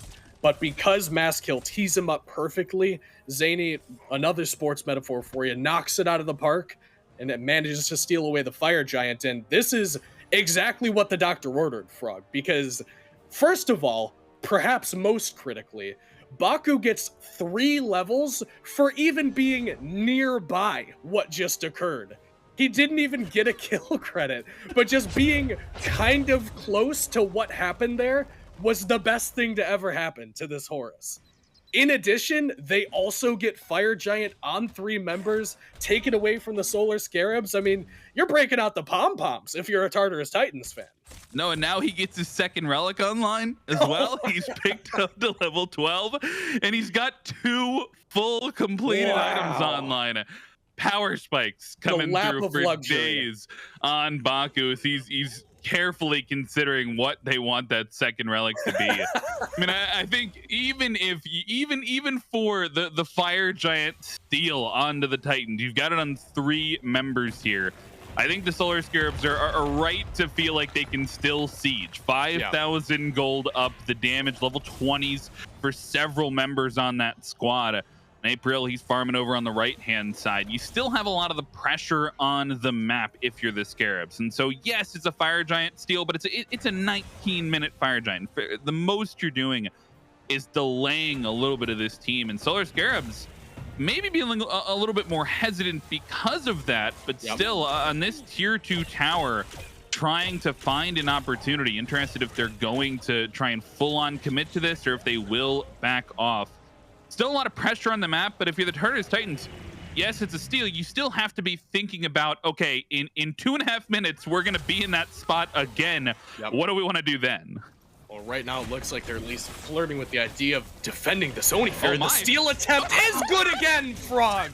Zhainy lands a second one, and they're, I was going to say, are they going in? They get out very quickly. And honestly, credit to where it's due for the Tartarus Titans for walking up into what would have been certain death, I'd have to assume, if they, instead of going for the objective, try to take the fight there for the Scarabs. But one Kukulkan at a time, Frog. They're making their way back into this game. I mean, every time we've seen Spirit of the Nine wins, Bakú has leveled up immediately. It is the best case scenario for them to just keep letting the Scarabs do what they want and then just swooping in and taking it at the end. Zhainy is just the savior for this squad. The space is being made, and you're taking it away. I mean, this was the highly coveted mid pick here. He's been ahead all game. Quite literally has been the thread that you need to pull on if you're the Tartarus Titans, and you're still really. I mean, it's not, if you're gonna get this team to victory, if the Tartarus Titans are gonna come back into this, you got to do it at least one more time, because this Fire Giant fight around the corner is not going to be easy by any means. 5,000 gold still the Solar Scarabs have in the lead. And I think at this point, I mean, that's my question to you, Kaizo. What are you looking to do around this next Fire Giant? You trying to take an even fight in the jungle, or are you still letting the Scarabs control a little bit of the pressure here? You're definitely letting the Scarabs walk into the pit. I don't think you're at the point yet where you can stand on even footing, even though your support now has not only a second relic, Frog, but an upgraded second relic at that. Huge. Chasing down that critical starter item upgrade 24 minutes into the game, but we'll see if he ever lands that mark. The Titans need to allow the Scarabs once again into the pit, let them take some damage from the FG, get that anti-heal that the FG spreads around onto them, and then take the fight. If they get a good Ankh off, a good Frenzy, one Kukulkan has changed the course of this game. A second Kukulkan could quite literally put them in the lead, despite being behind for, what, 24 minutes of this game? Now, I don't think they were ever even close to ahead. The Titans need one more good fight, and they could get back into this game, so the Scarabs are going to play it much more cautiously. I mean, they didn't really anticipate that the Titans would stake their claim on the last FG. It's very clear now to the Scarabs that the Titans want whatever this next fight is going to be and are not afraid to take it. Yeah, I'm not even sure if they want to take it around the Fire Giant. They're like, okay, you might be able to steal, but we're not even going to try and fight around the Fire Giant. We'll take the lane fight instead, if the Titans are willing to give it to him. All the while, Apreel is solo tanking. This Fire Giant has picked it up completely on his own. It's down to half HP. Apreel has not, I mean, they know it's available. Mast around the edge, looking for the damage on Apreel. To turn around, and Apreel finds a little bit of damage, and they're on to Zhainy as well. Oh, no. You get the relics through, but Echrome into the back line, and the Horus ultimate is miraculous. Saves the life of 3 members there, but now without the Serpent of the Nine Winds, without your jungler, you have to give away the Fire Giant. Bakú is local, but not interested because the Scarabs, you're right, absolutely do take that one away. And I'm shocked, I guess, that Apreel could just tank that one down, but you take a look at his build, why wouldn't he be able to? He's got double lifesteal, he's got Protector of the Jungle, so that is his strongest location on the map, is around the FG pit. And he's got crit, I mean, that was big damage. Now the Scarabs have to break the base on right. Titans want to play defense. 5 members strong here, and MastKiII just coming off respawn to rejoin the defense on the right-hand Phoenix. If they want to push, looks like they will tether their expectations towards that tier 2 tower in mid. And I think that will go down. The Solar Scarabs, once again, as always, right, this is their identity. They'll get a little bit of a lead, and they'll just try and push it for as much for free as they can. They will wait to take those risks until they're so heavily in their favor that they're almost guaranteed. And sure enough, that's the tier 2 tower in mid. That's the primal fury that Apreel once again gets to solo down without losing much of anything in the health department. That's the tier 2 tower in left as well, as they will take that one down without anybody willing to step up there on the left-hand side. And you have to ask, I mean, what does the Phoenix defense look like if you're the Tartarus Titans? Not great, if I'm honest with you. I mean, the Kukulkan definitely is your saving grace here, because he is probably, for my money, the premier siege defense character, just because the Whirlwind is very good. Echrome actually ults into right lane here, gets a good 1v1 onto lestimics, and despite the fact that the Kraken goes down, lands that kill pretty cleanly. And like I said, Zhainy's in a good spot to be able to help out, but MastKiII now. Now looking for Echrome, does not have the beads at this point, and he will lose the life. Gotta be careful though. Bakú looking to ult away and won't in time. So you trade out the support for the ADC. It's a 2-for-1 in total, but taking down Echrome is gonna severely slow down this siege for the Scarabs. And that's a rare miss, we'll say, for Echrome in this set so far, because he's been quietly doing all of the damage for the Solar Scarab so far this game, and I think that's just a little bit of over-aggression from him there. It's great that you got the kill onto lestimics, but walking blindly into the jungle without your beads, without pretty much anything to keep you safe, not the best look. Jumps in, and nobody from the Titans is there to step up. The bomb goes down. They don't need their ADC to take down the right-hand Phoenix. That'll fall down. I think that will be the last objective they get on this Fire Giant. And it's been one to write home about. That's a 15,000 gold lead that you're now looking at, the Solar Scarabs. And if you thought stepping up to that first Fire Giant and stealing it away was daunting, if that was dangerous for you as Zhainy, maybe it's even more dangerous as Bakú steps up alone. lestimics is joining him in the grave, and Zhainy has to use the ultimate just to try and save the life. But now he's the one getting chased down on the left-hand side. It should be a 3-kill swing here if they chase down the right. Help him! Oh no, Echrome, you gotta be careful there, buddy. It's taken down, and Zhainy grabs the last hit. Zyrhoes is here to trade it out. MastKiII somehow miraculously is alive near the Gold Fury pit as chaos ensues. It's a 3-for-1. Echrome falls again. Olympus has fallen as Zhainy finally takes his first death of the game, and at a pretty critical moment as well, because now Solar Scarabs, no Echrome, but still 4 members, still a Mercury to walk up and punch this left side Phoenix Frog.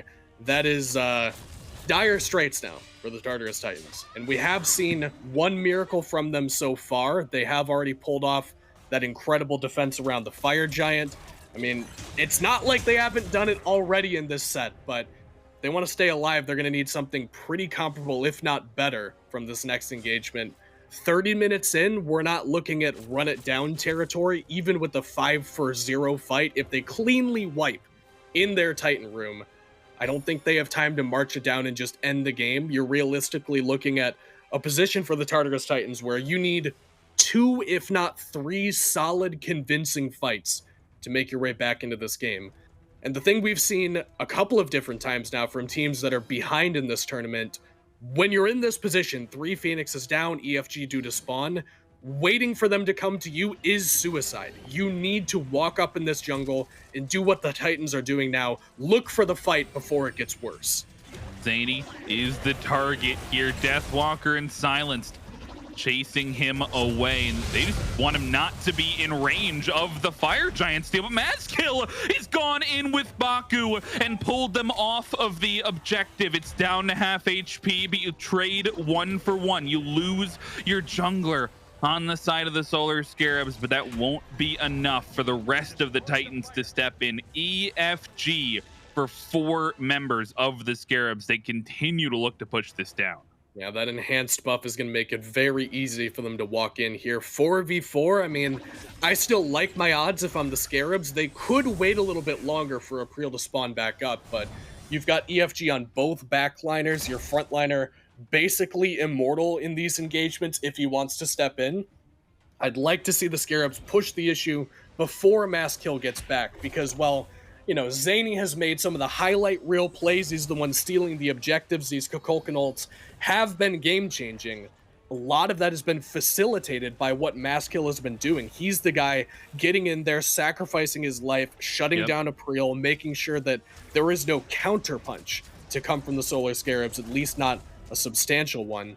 Looks like instead they are going to wait for the full 5v5, but I think they might have had a chance. They are actually looking at a 5v4 on this right-hand bird. Gotta be careful here under the right-hand Phoenix. The Tartarus Titans looking to put on a base defense against the EFG team. Apreel, he's soloing the Oni Fury over on the left-hand side. And now at this point, I mean, you're gonna have EFG, you're gonna have enhanced fire minions, Oni fire minions pushing down all 3 waves. For the Tartarus Titans, this is going to have to be a saving grace to come through here. At this point, the Solar Scarabs, they've got fire minions flooding in. They've got all 5 members here, and they're just waiting for the perfect opportunity. Yeah, the Tartarus Titans need to be absolutely perfect here. One small misstep, and it's the end of the game. Silenced, looking for the damage. Bakú has to be careful here. He tries to find the CC, but Echrome gets taken down low and taken down early in the fight. His DPS won't be there. Man, ultimate coming through. The health bars are low for the Solar Scarabs. All of a sudden, they have to retreat. This ultimate coming through from Bakú could be the chase, and it's on to Deathwalker as the damage will be enough for the Soul Laner, and it's looking to be enough on a Silenced as well. A 3-man swing for the Tartarus Titans, and the defense needed to be perfect, and it was a 0 for 3. Apreel, he's still looking for something though. They could potentially look for something sneaky here, Frog. Check out where Zyrhoes is at. They want to try to backdoor this Titan, and Apreel's already in. Dash in from Apreel, and lestimics gets the beads. They have to find the defense here, and he finds the kill onto the Mercury. Zyrhoes is trapped in no man's land here under the enemy base. He won't make it back to defend. 5 seconds on Echrome. He will try to defend. He won't even get there. The Tartarus Titans take us to game number 3. Wow.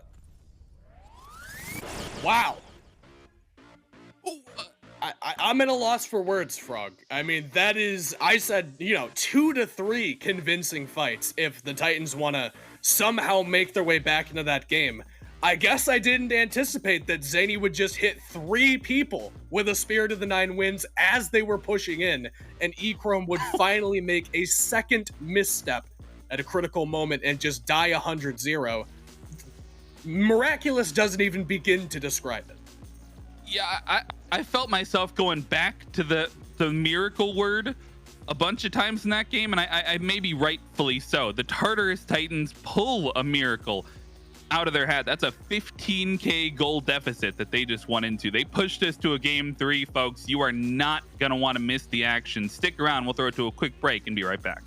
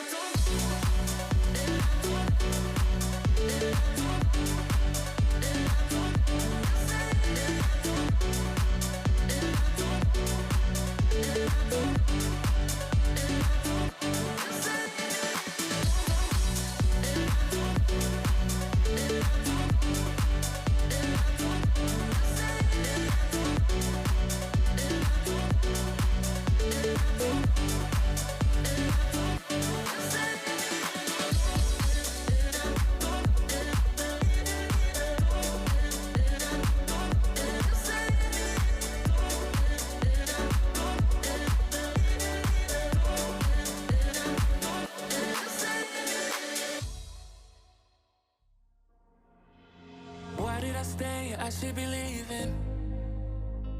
Hear what I say without even speaking. My compass is off, why did I choose you? I'm just too lost, I need to cut loose. I keep it in my head, I keep it locked away. My friends think that this is over. Guess it's the price I pay. Played with the enemy, now I got you on my shoulders. Let go and let me love, let me let go and let me love, let me let go and let me love, let me let go and let me love again. Let go and let me love, let me let go and let me love, let me let go and let me love again. Let me love again. Let go and let me love, let me let go and let me love again. Let go and let me love, let me let go and let me love again. Wanna let go, I wanna lose you.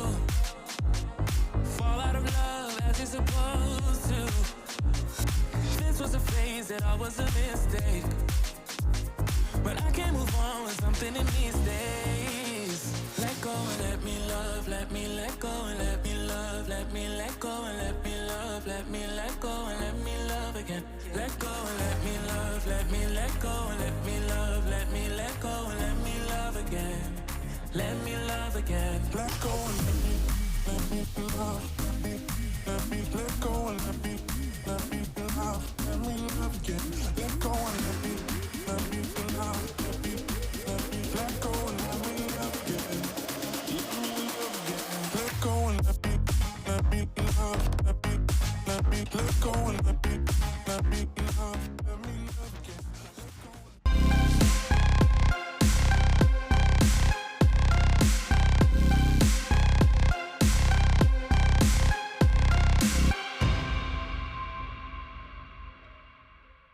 Welcome back, everyone, as we get at least the first Game 3 of today. And Trelly, what a way to get there, because it did not look like it would have, should have, could have, and would, I guess I already said would be, but same thing, to get to a Game 3. It was Scarabs and Scarabs and Scarabs. And I can guarantee we're going to roll highlights in a second. Just watch the gold leap. it is the kills in favor of the Scarabs. The gold in favor of the Scarabs. Pretty much everything but the Titan kill was in favor of the Scarabs. And see, that's what I was kind of talking about in game number 1, right? It was a similar situation where the Scarabs were so far ahead, but they had some trouble ending. And, it wasn't as bad as this case, right, where they completely go for an end call. They sort of half commit towards the Titan. And then one by one, I believe it was Echrome first, gets caught by a Kraken with both relics down, ends up dying. And then it was just the chain effect of Bakú goes back to base, ults the whole team in. They just, one fight, essentially wiped afterwards. And it's a little bit sketchy because the Solar Scarabs had such, this is the Kraken here, I think. It's just such a massive lead. And then after that, it's just, you had 3 Phoenixes down, only fire minions going in, and they could not find the end call. And after this, it was just chase everyone down, right? That was all that needed to be done, because when you're 33 minutes in, the respawn timers are too high. And we saw there was at one point, the Titan got reset quite a few times during one fight. And in a moment like this, the Titans were running down. Apreel ults in, but loses this fight. Dies, yep. Dies in a massive upset, because you have your Raijin, like, right there, right? Zyrhoes is coming in. But Apreel, Mercury, fastest god alive, uses the ult, uses the blink to stay engaged, and goes under the Titan. Zyrhoes gets there when Apreel's one hit. There was no way. It was just too staggered. Didn't have the DPS, didn't throw it to the Titan, didn't kill lestimics. Instead, die and lose the game. Go all the way to Game 3. So if there's anything we've learned about these Solar Scarabs, is that they're really, really good at farming. Right. But their sieging needs some work. And that is where the Titans are going to be able to capitalize if they go forward. If they can do what we had said last time, which was deal a little bit better with the farm. I think I'm going to double down on that, because I think they did technically even worse with their farm this time around. That stolen Fire Giant kept them in the game a little bit longer. But it really does feel like it comes down to stop the Scarabs at a siege on your base. If you defend super well, then you're going to be able to prolong this game until you can win. And I think it's not as if that should be a strategy you should aim No. for, but Hey, RKR, because your goal at that point is let's not lose and hope for the best. yeah, let's not lose and hope they throw, right? Like, I don't think that's going to be the mindset here for the Tartarus Titans, but give yourself the tools to capitalize on those mistakes. Things like the Cuckoo to steal away Fire Giant to clear away these waves. Things like the Horus, which didn't get too much value until, hey, we got to chase the whole enemy team down and fly across the lane just to make sure we can actually end off this, things like that. So we'll see if the Tartarus Titans are in a position to bounce back, or they're more so just focused on, winning this set outright. Well, the sides will swap one more time, so Scarabs are going to be first pick again. And immediately Mammon, Poseidon, and the Chernobog band off. They're going for the Opwash this time around. We haven't gotten to see in a little while. Other side, the Athena, the Thoth, and the Yemoja band away. Mercury locked in, taking that one doubly away from Apreel, but also picking it up for yourselves, giving it over to MastKiII. Kukulkan as well. Feels like a pretty strong 1-2 punch from both of these teams. Yep, so far, I mean, the Alposh was a no-brainer. That's just a god you can pick in really any moment, but the Mercury just had a decent performance last game, and a team like the Tartarus Titans wanted to try that out for themselves, take it away from Apreel. And the Cuckoo, I already said it, right? That burst, that clear, all very impactful. For the Solar Scarabs, though, this Hachiman has been explosive. I don't mind seeing it first pick, as far as I'm concerned, just because of the safety and the late game carry potential that it provides. Now, Shelly, I feel like we've seen this pitfall a couple of times in the Pro League specifically, and during playoffs it came up a couple times. Opwash locked in alongside Raijin. Yep. And I feel like a lot of the times we've seen Opwash get thrown mid and the Raijin get thrown solo, and we've seen that combination not do too well. But when it's flopped and you've got Opwash and solo Raijin mid, it feels like it does a little more successfully because the tanky Opwash. Do you have a preference for one of the two? Well, despite what we just saw from last game, I think Zyrhoes on the Raijin was doing a lot of damage, was in good position, right? He was the only one alive towards the end of that game, so I don't mind just throwing the Raijin towards mid and just letting Deathwalker take the Outwash. But in this case, you're right. The flip-flop is certainly a possibility as well. It's more so matchup dependent. Well, speaking of matchup, I think the Titans had me for a little while. Like I was on the reel, they were pulling me in. Sun Wukong gets locked in though. Shakier for me. You're off the hook. I'm off the hook. Is that a matchup? Like, do either of those mages have a good matchup into it? And what is he gonna bring? Like, is he good right now? Admittedly, Wukong is going to get out-pressured by most mages just because of that Vamp Shroud and the sustain, but later on in the game is where he has his strengths, right? He can half-health carries, he can half-health junglers, and then have that safety of Somersault Cloud, so you're playing for late game, not for the matchup. Well, it's game 3. It's do or die. Winner goes on, loser goes home. We'll have to find out who it's going to be with our casters. Game number 3. Winner moves on, loser goes home. Gore said it best. Still got Frog, still got Kaizo bringing to the action. The Tartarus Titans are probably on a bit of a high after that game to win. They completely, I mean, it's one fight, right? It's literally one fight that they win on the defense there in the base. And you got to imagine that gives them some momentum going into game number 3. Silence. Once again, I mean, this isn't the story at this point. He's just being a nuisance. He will continue to be a nuisance. But the Tartarus Titans, off of that game number 2 win, certainly want to not end up in that position again. They want to find the lead here in the mid game. They don't want to have to win despite a 15k gold deficit. Yeah, they're riding out their momentum for sure. I mean, there's a lot of intangibles in competitive Smite, and I think that momentum is a big one of them. Because hang on, Silence gets plucked in. Oh yeah, that's right. He has the jump level one because he's annoying. But nobody perhaps riding a bigger high going into game 2, Frog, than Bakú, who did, by the way, we went back, we checked the VOD, not only did he hit level 20, he had 420 gold per minute at the end of game number 2, which is just, if that tells you anything you need to know about this guy and how he is the Chad hero of game number 2, that should be all you need to know. Yeah, I mean, and he gets the Sobek here in game number 3. I think once again, perhaps looking to be the engage potential here for the Tartarus Titans, as he attempted to do so maybe on the Horus, right? Trying to dash in, get that single target CC. This is one that has been, I think, maybe a little bit similar to Horus, where you get that single target CC. The Sobek has been known to be a do or die pick. You hit the pluck and you get the beads, maybe you die. But if you hit the pluck and you pull somebody, maybe they die. And given what the playstyle that Bakú was going for in game number 2, I feel like this pick suits him pretty well. I would agree. And in fact, you know, it is worth mentioning things are already better for them than it was in game number 1. Don't forget, game 1, he died level 1 on the purple buff invade. So the fact that he's a level ahead, at least for the time being, of Silenced and not dead at 2 minutes in, things are already looking up for the Tartarus Titans here because they're off to a significantly better start. And I do think that they have some pretty core components of what made their composition function the last game. In particular, it's Bakú, like you mentioned, on an engage pick, and Zhainy on this Cuckoo, and DW's jumping straight down. Yeah, he beads his to jump in place and maybe try and punish MastKiII, and it will be the punish as he sticks around a little bit too long on that right-hand side. Will fall. First blood over there for Apreel. And this solo side been one of contention here early on in all 3 games at this point. I mean, we can talk about the matchup because they mentioned on the desk, you pull the Opwash into mid here for Zyrhoes, and you put the Raijin over on the solo side. Gets an assist there for first blood, and Apreel on the Susano now as a lead in the jungle.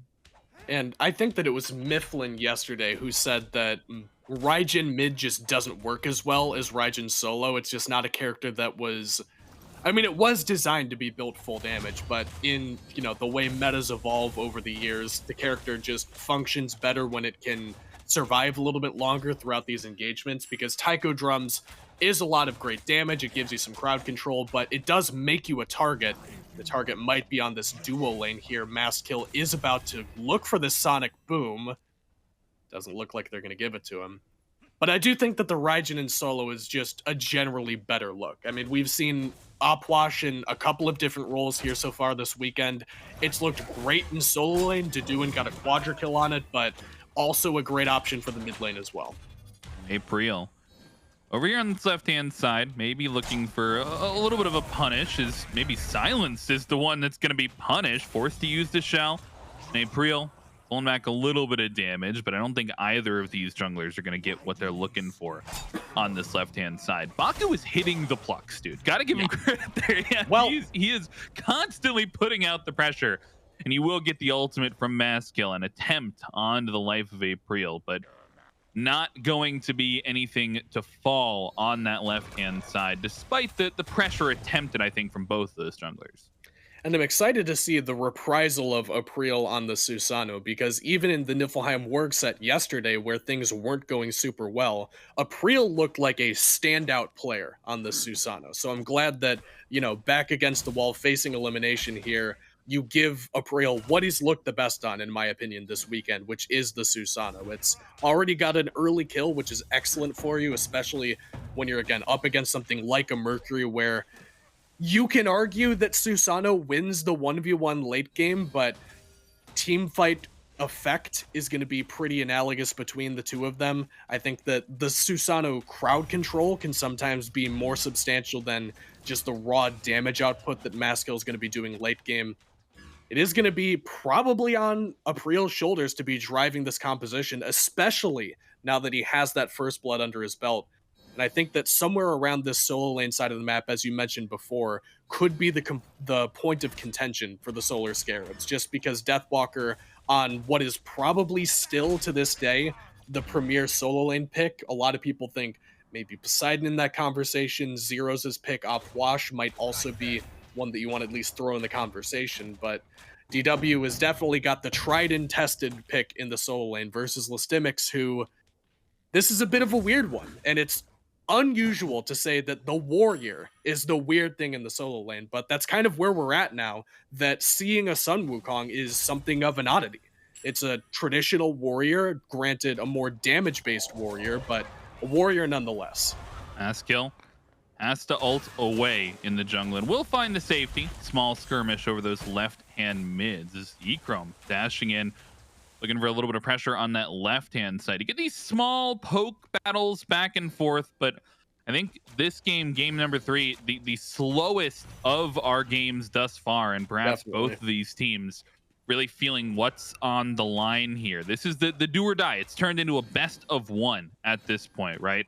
You mentioned the Warrior, the premier solo lane pick in the Raijin. I'm not sure this is the premier solo lane build I would have expected out of the Warrior on that right-hand side. A little bit more damage focus, sure, if you're the Sun Wukong, but the Brawler's first item, I mean, does he just want to fight a little bit more into the Raijin? Yeah, I mean, don't try this at home, kids, because this is definitely... lestimics is pretty well known for this Sun Wukong, and he's got a lot of reps in on it, and this is not the easy way to play this matchup. You definitely want some defense, some sustain, something to keep you alive in that lane more often than not, but lestimics good enough at the Wukong that he's confident that he can lane up against Deathwalker on the Raijin, and the Brawler's Beatstick in particular gives you reasonable kill pressure on your lane opposition. Otherwise, Raijin going to build hybrid, going to build tanky, has an absurd amount of sustain between the Pythagorean's piece and also that Vampiric Shroud. Brawler's Beatstick just helps you shut down a little bit of that early on, gives you very good lane clear as well, and means that you actually get an anti-heal item, whereas otherwise MastKiII's not building it, so somebody probably should have it with all the innate sustain that the Solar Scarabs have on their team. Might as well be lestimics, but it is sketchy at best to be building it first on the Sun Wukong. Could be a reason that more attention than often paid to that lane. Zhainy under some pressure here, forced to use the ultimate, and Apreel trades it back. The junglers have swapped positions, and Zhainy now has to make it out alive, as it will be Silence trying to put down the pressure. All the while, MastKiII maybe a little bit too far forward. No ultimate available to get out of this one. He's going to have to walk between the players to make it out alive, and it will not be success. Silenced grabs the last hit there, and MastKiII 0-2 now in this game. And that's tough as a character who needs some time to get online, going for the same build that we saw last game, where you go the Rage directly into the Deathbringer. Very, very slow. I mean, the power curve it's like an exponential rise, but that's just because of how low it starts out. And he would have liked to ideally get, some kill credit to help stack up that Rage, get himself online a little bit later, or excuse me, earlier, but instead taking those 2 spills mean they just got to be a little bit more careful with how he plays the map. It could either be a more utility-based playstyle, because some of that CC, particularly in the early game from the Mercury, can feel pretty impactful, just setting up for something like a Spirit of the Nine Winds, or even opening the door for Bakú to later pluck somebody who's missing beads. Probably not going to be playing anywhere near as aggressively as he likely would have intended to, considering the fact that he is quite a bit far behind at this point. Last game, it was apreel under the Mercury, and I think they had a Rage stack at this point. This time it will just be a little bit slower, but small engagement once again on the left-hand side, and it's Bakú. He gets the horrific out, but not sure he'll be able to make it out of this one. Just needs a little bit more damage and will find it. Apreel on the board with the 3rd kill for the Scarabs, and no objectives thus far. No Pyromancer, no Gold Fury, certainly no Fire Giant, but still a 4,000 gold lead that the Solar Scarabs have quietly amassed. Sorry, I was just watching the barrels come out of Deathwalker. Not really any kill pressure, but what else are you doing with that cooldown? Now, Solar Scarabs contending with that objective, as you mentioned. Doesn't look like anybody's going to be here in time. Bakú will get a shot at it, though. Apreel putting down the ultimate, will look for something, but it's actually the kill pressure onto AicyD, and now onto Silenced, as the rest of the Tartarus Titans have joined the fray. Try and punish the Solar Scarabs if they stuck around a little bit too long, but no, will just be the objective secured. They've got an experience lead and a gold lead that you're starting to get a little bit worried about if you're the Titans, right? Solar Scarabs have 3 kills on the board. Answered back is none. They've got the only objective on the game, and this is one where if you're the Titans, you want to put a pin in the bleeding. You want to stop the snowball from rolling down the hill. I mean, once again, it's only Zhainy who has maintained the level lead here. on the Titans. Everybody else has a little bit of a deficit. Where do you try to put the pin in things? Where do you try to stop the bleeding if you're the Titans? I really do think that at least early on, solo lane would have been an option for you. You've got damage item versus damage item over there in the solo lane, so until Deathwalker got this Breastplate of Valor online, that might have been an option, but now you're kind of wanting for choice in that lane. I think that you have to look toward maybe Zyrhoes, but I mean, good luck finding him. He's known to just be invisible on the map until the team fight stage. So it has to realistically be around this dual lane. It's been Echrome who has kind of been the chink in the armor at certain times in game number 2.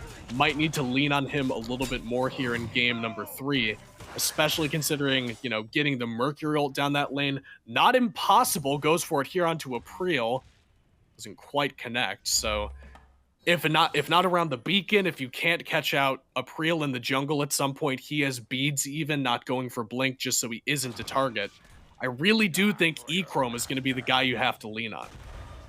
With this beacon spawn, Tartarus Titans maybe looking to grab a little bit of that map pressure back if they can stick around on this, but instead will be the Solar Scarabs once again with that pressure and silence 2-level lead here in the support role. And that was maybe where things started to get a little bit out of control in game number 2, when you really started to see Bakú falling behind, hopefully able to maybe stay excuse me, a little bit more aligned with the rest of the team as they try to farm up here. But yeah, you got to start thinking about the second wave of objectives here, if you will, right? The Pyromancer spawning soon enough. The Gold Fury will be on the map in 2 minutes or so, but I won't even get a chance to think about it. AicyD tries to find the kill, but nothing is ever a 1v1 truly over in the dual lane. Echrome, he finds his way onto the horse, and it will be apreel finishing off that kill. And just these small picks where you catch out 1 or 2 players here.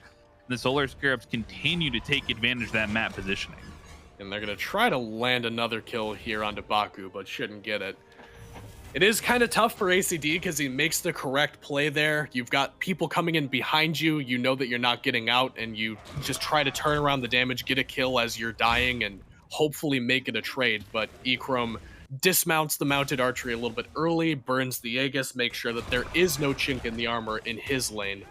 And in fact, he's up to a 2-level lead now, so cumulatively across all of the dual laners, that's now, what is that? 3, 4, I can do math, 5-level lead for the Solar Scarabs over the Tartarus Titans over there.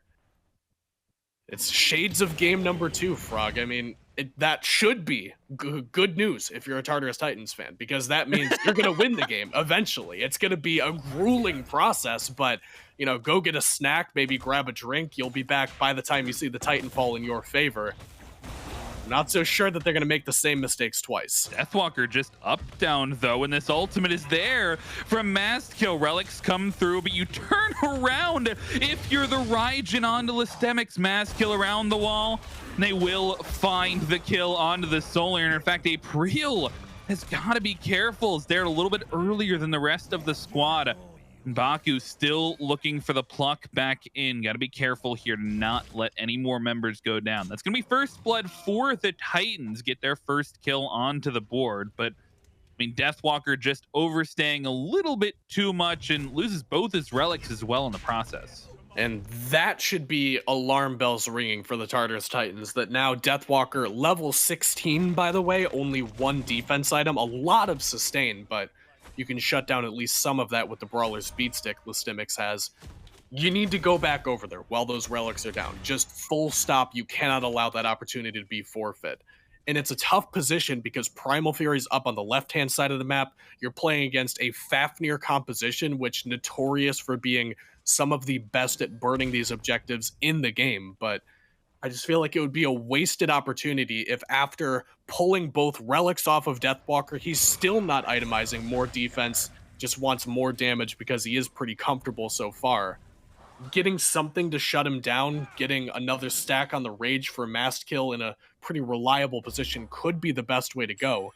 Instead, they're actually going to be the ones springing onto this Gold Fury. They've got some shred themselves. Crit for the MastKiII on the Mercury, and Tartarus Titans take down the Primal Fury. Have to be careful they don't lose anybody in the process, though. Apreel and Silenced here, trying to make sure that nobody gets out for free. And Bakú, the only one left in range, and he will make it back to safety under the tier 2 tower. You've got Zhainy on the map. Sure, you can look for the huge steals and the crazy wins at the end of the game for that Kukulkan ultimate, but that also means that you have the best secure on the map and maybe even the best fight potential as MastKiII ults down the mid lane and has nobody to help him follow up. In fact, it's a fight now under the tier 1 in mid, and Zhainy will be the one to fall. Bakú surrounded by 5 members of the Scarabs and is looking to make it out alive. Will find his way into the tier 2, but that will not be enough for the life.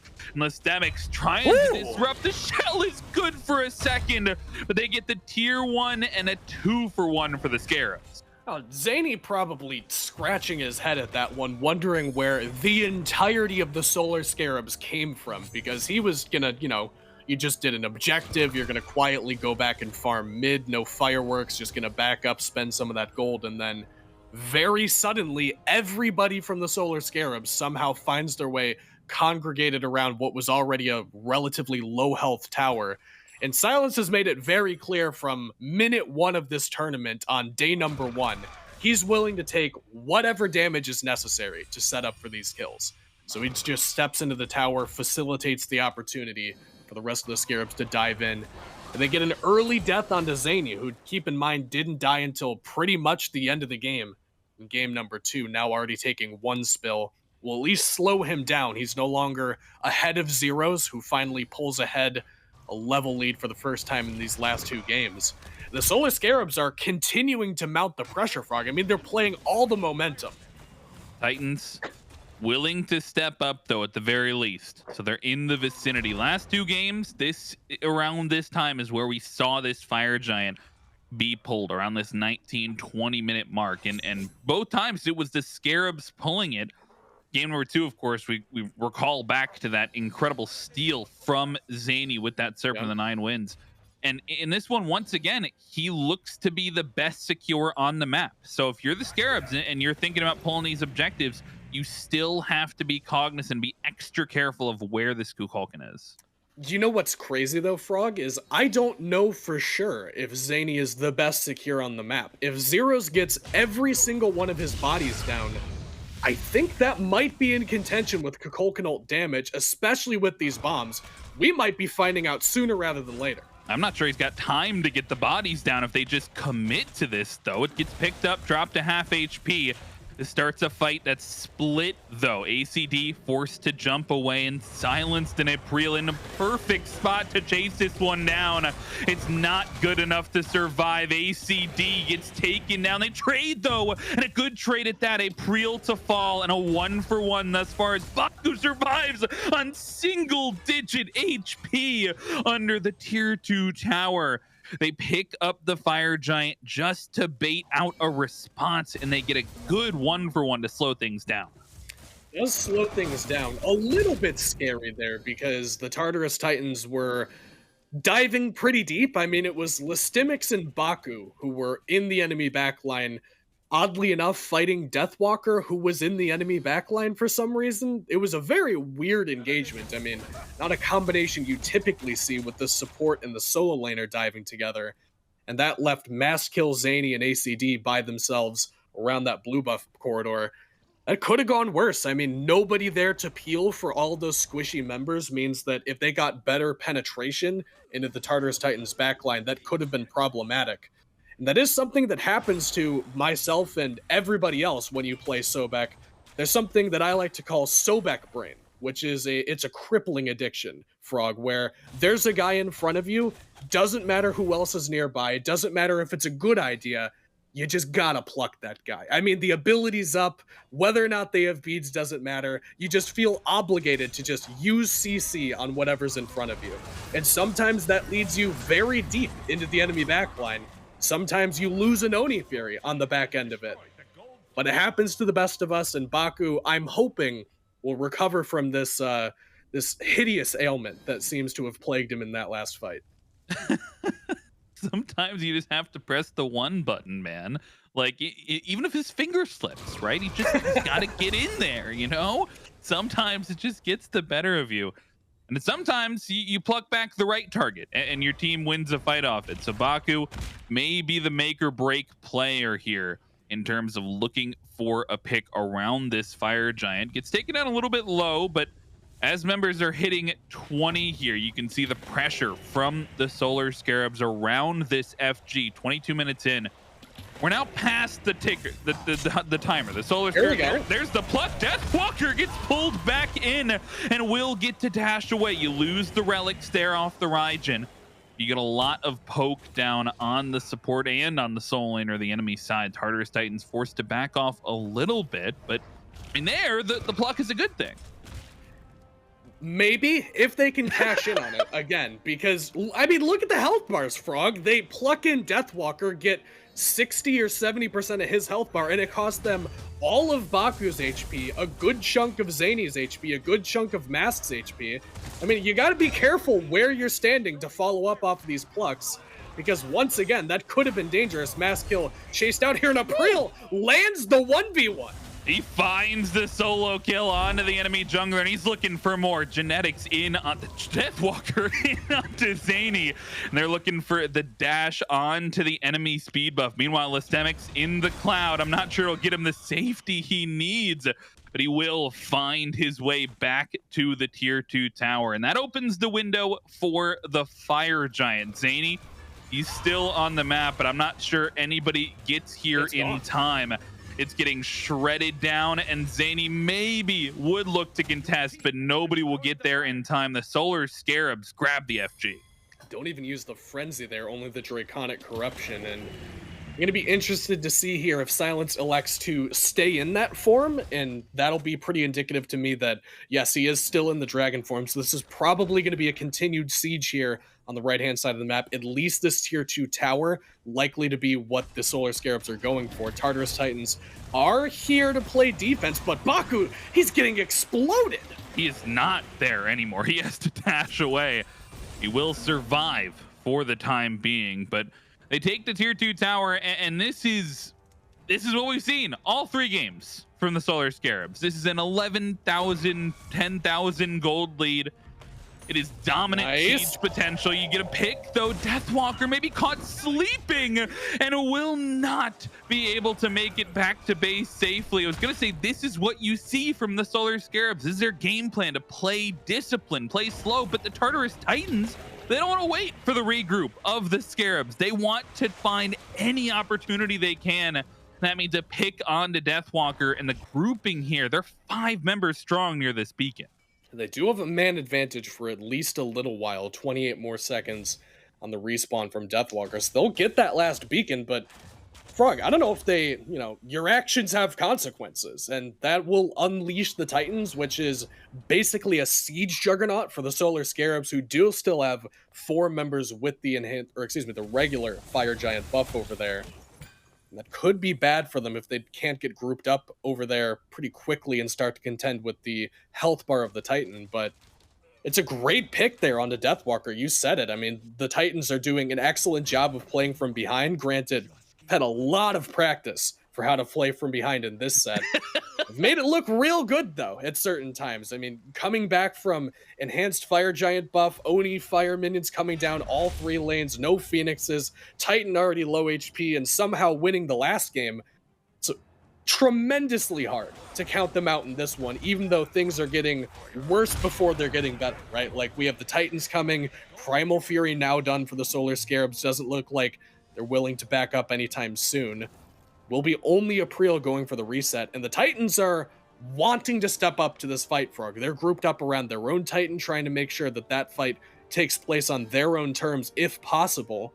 And I kind of like this from them. Making sure that you don't have to fight around that Phoenix means that even if you don't have the optimal fight, if you squeak away with enough members, you can still back up in time to potentially defend one of those Phoenixes, but looks like they're going to elect to play it a little bit safer back up to this bird, because again, Zhainy on the Kukulkan, man, one of the, if not the best, siege defense mages the game has to offer.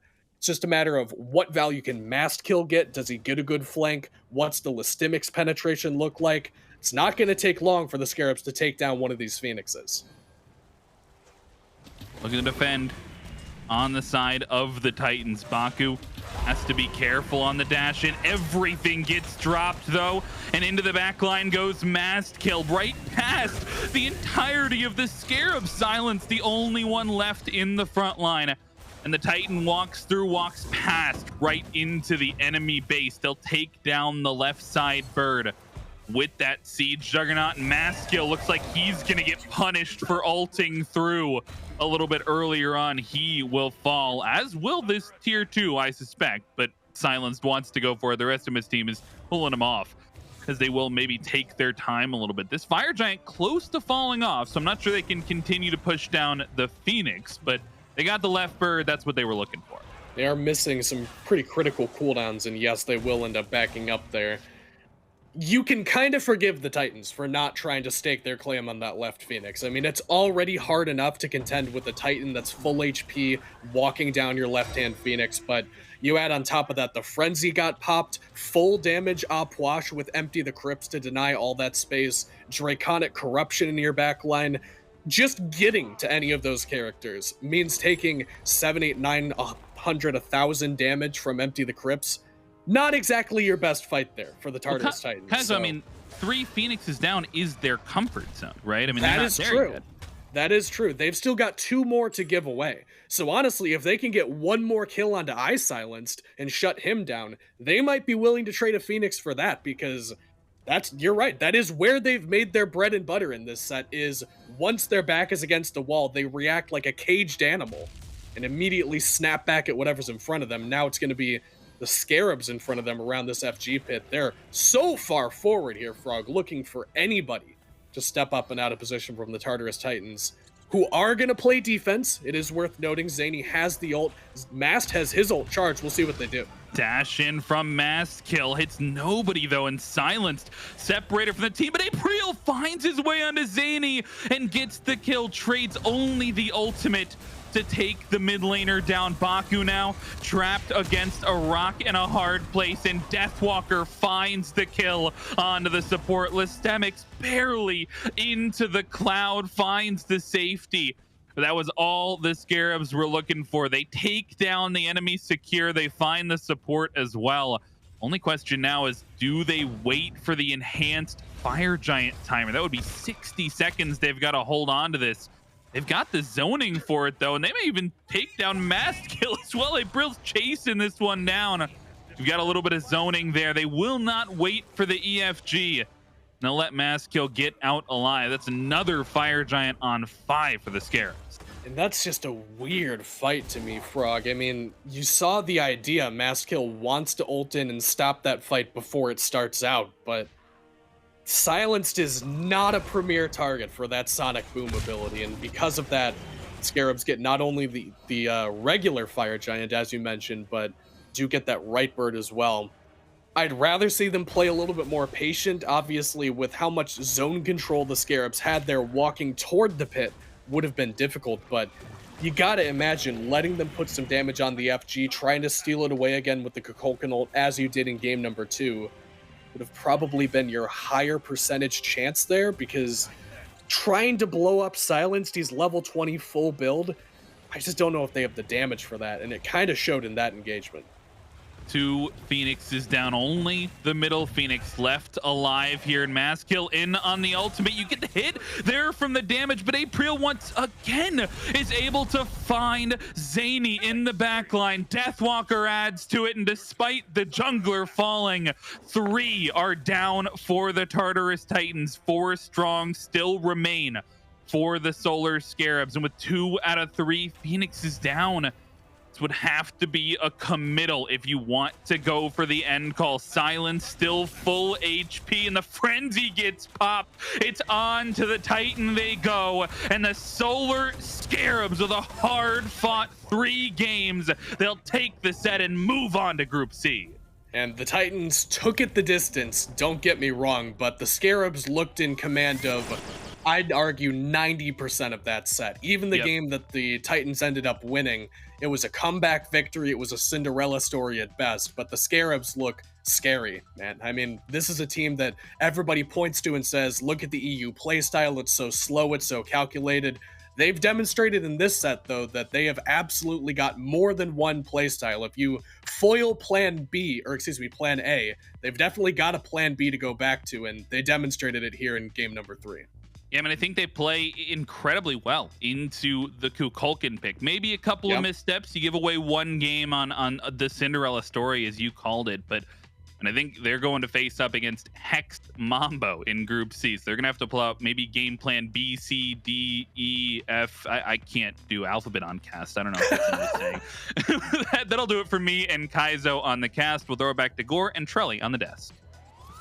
It's a 2-1 victory here for the Solar Scarabs. Trelly, admittedly, it feels like, again, it could have been a 2-0. Definitely see a little more from the Titans at the end here, but the Scarabs, their farm game, their playstyle, and this time around, even the sieging were good enough to get the win. I'm glad that the Scarabs have been, working on it at the very least, right? Because at the start, again, 20,000 gold lead, didn't end as quickly as I wanted. Game number 2, threw on that Titan siege and actually gave up the win of the Tartarus Titans, and that's partly due to the Titans combating them and being in the right place at the right time in case of a mistake. But even the casters were saying this time around, the Titans had one Phoenix down, they were in a bad situation, Fire Giant goes in, and you can still hear Kaizo and Frog. Hey, they still got 2 more Phoenixes, man. That's their comfort zone. They're able to defend. But this time around, the Scarab said, we don't throw ending the Titan twice in a row, and this time ends up working real well. Of course, the switch up between Deathwalker and Zyrhoes, sending the outwash over towards mid and letting Deathwalker go on the Raijin means he can be much more frugal with the dash. He can go forward. He can just set up for his team, which is exactly what they needed, right? A little bit more CC because silenced, single target, Fafnir. What can Raijin do? He can essentially CC the whole team if he's in the right spot. And we got to see plenty of that. And I will admit, worried going into this because we've seen countless times where Opwash and Raijin end up on the same team and actually ends up not working out too well for them. I don't think the Scarabs faced a whole ton of that throughout this. Granted, given the kill count, how heavily in their favor, and like you said, the CC they were able to bring. 1-0-7 for Zyrhoes, goes undying.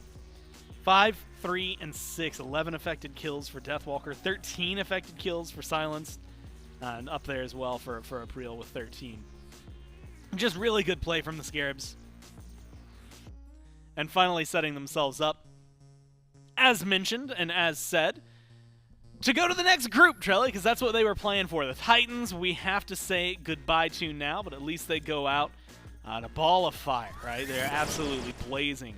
And so unfortunately for them, they will end up joining the Bolts, Yodi Gang, and Penguins right now in the teams that have been eliminated, leaving us with 4 of the original 8. It is the top 4 seeds that are going forward to Group C, and it is 2 of those 4 teams that are going to qualify to the qualifiers in January, right? Make their way to join our SPL teams that are waiting for their opponents. So this is going to be what Group C looks like now. The Scarabs, with that win, have earned themselves Hex Mambo. The Tanuki earlier earned themselves Wargs. Now, as we saw earlier, this is all best of 3 still, and a new double elimination group, right? So you get an extra life. Yeah, you hit your 1-ups on your way through. That's what getting here has gotten you. So if you're Mambo, if you're Scarabs, Wargs, Tanuki, if you lose your first set, you will be going down towards match 13. But you still have your opportunities, right? You're not out after the first couple. If you lose match 13, you're gone. If you lose match 15, you're gone. But if you win match 15 or match 14, well, guess what? You're going to the SWC group stages in January for your chance to get up onto the world stage. And we have seen last year that these EU SCC teams, Trelly, are something to worry about. Oh, yeah. And so now I'm really excited because we've gone through Group A, gone through Group B. And so what we get to start now is the process of going through Group C, going through these double elim bracket, and going through these teams to find out who is going to be there. So for the Scarabs, that is a massive win, but the road isn't over for any of them yet. We're going to kick it to a quick break, and then when we come back, we've got the start of Group C.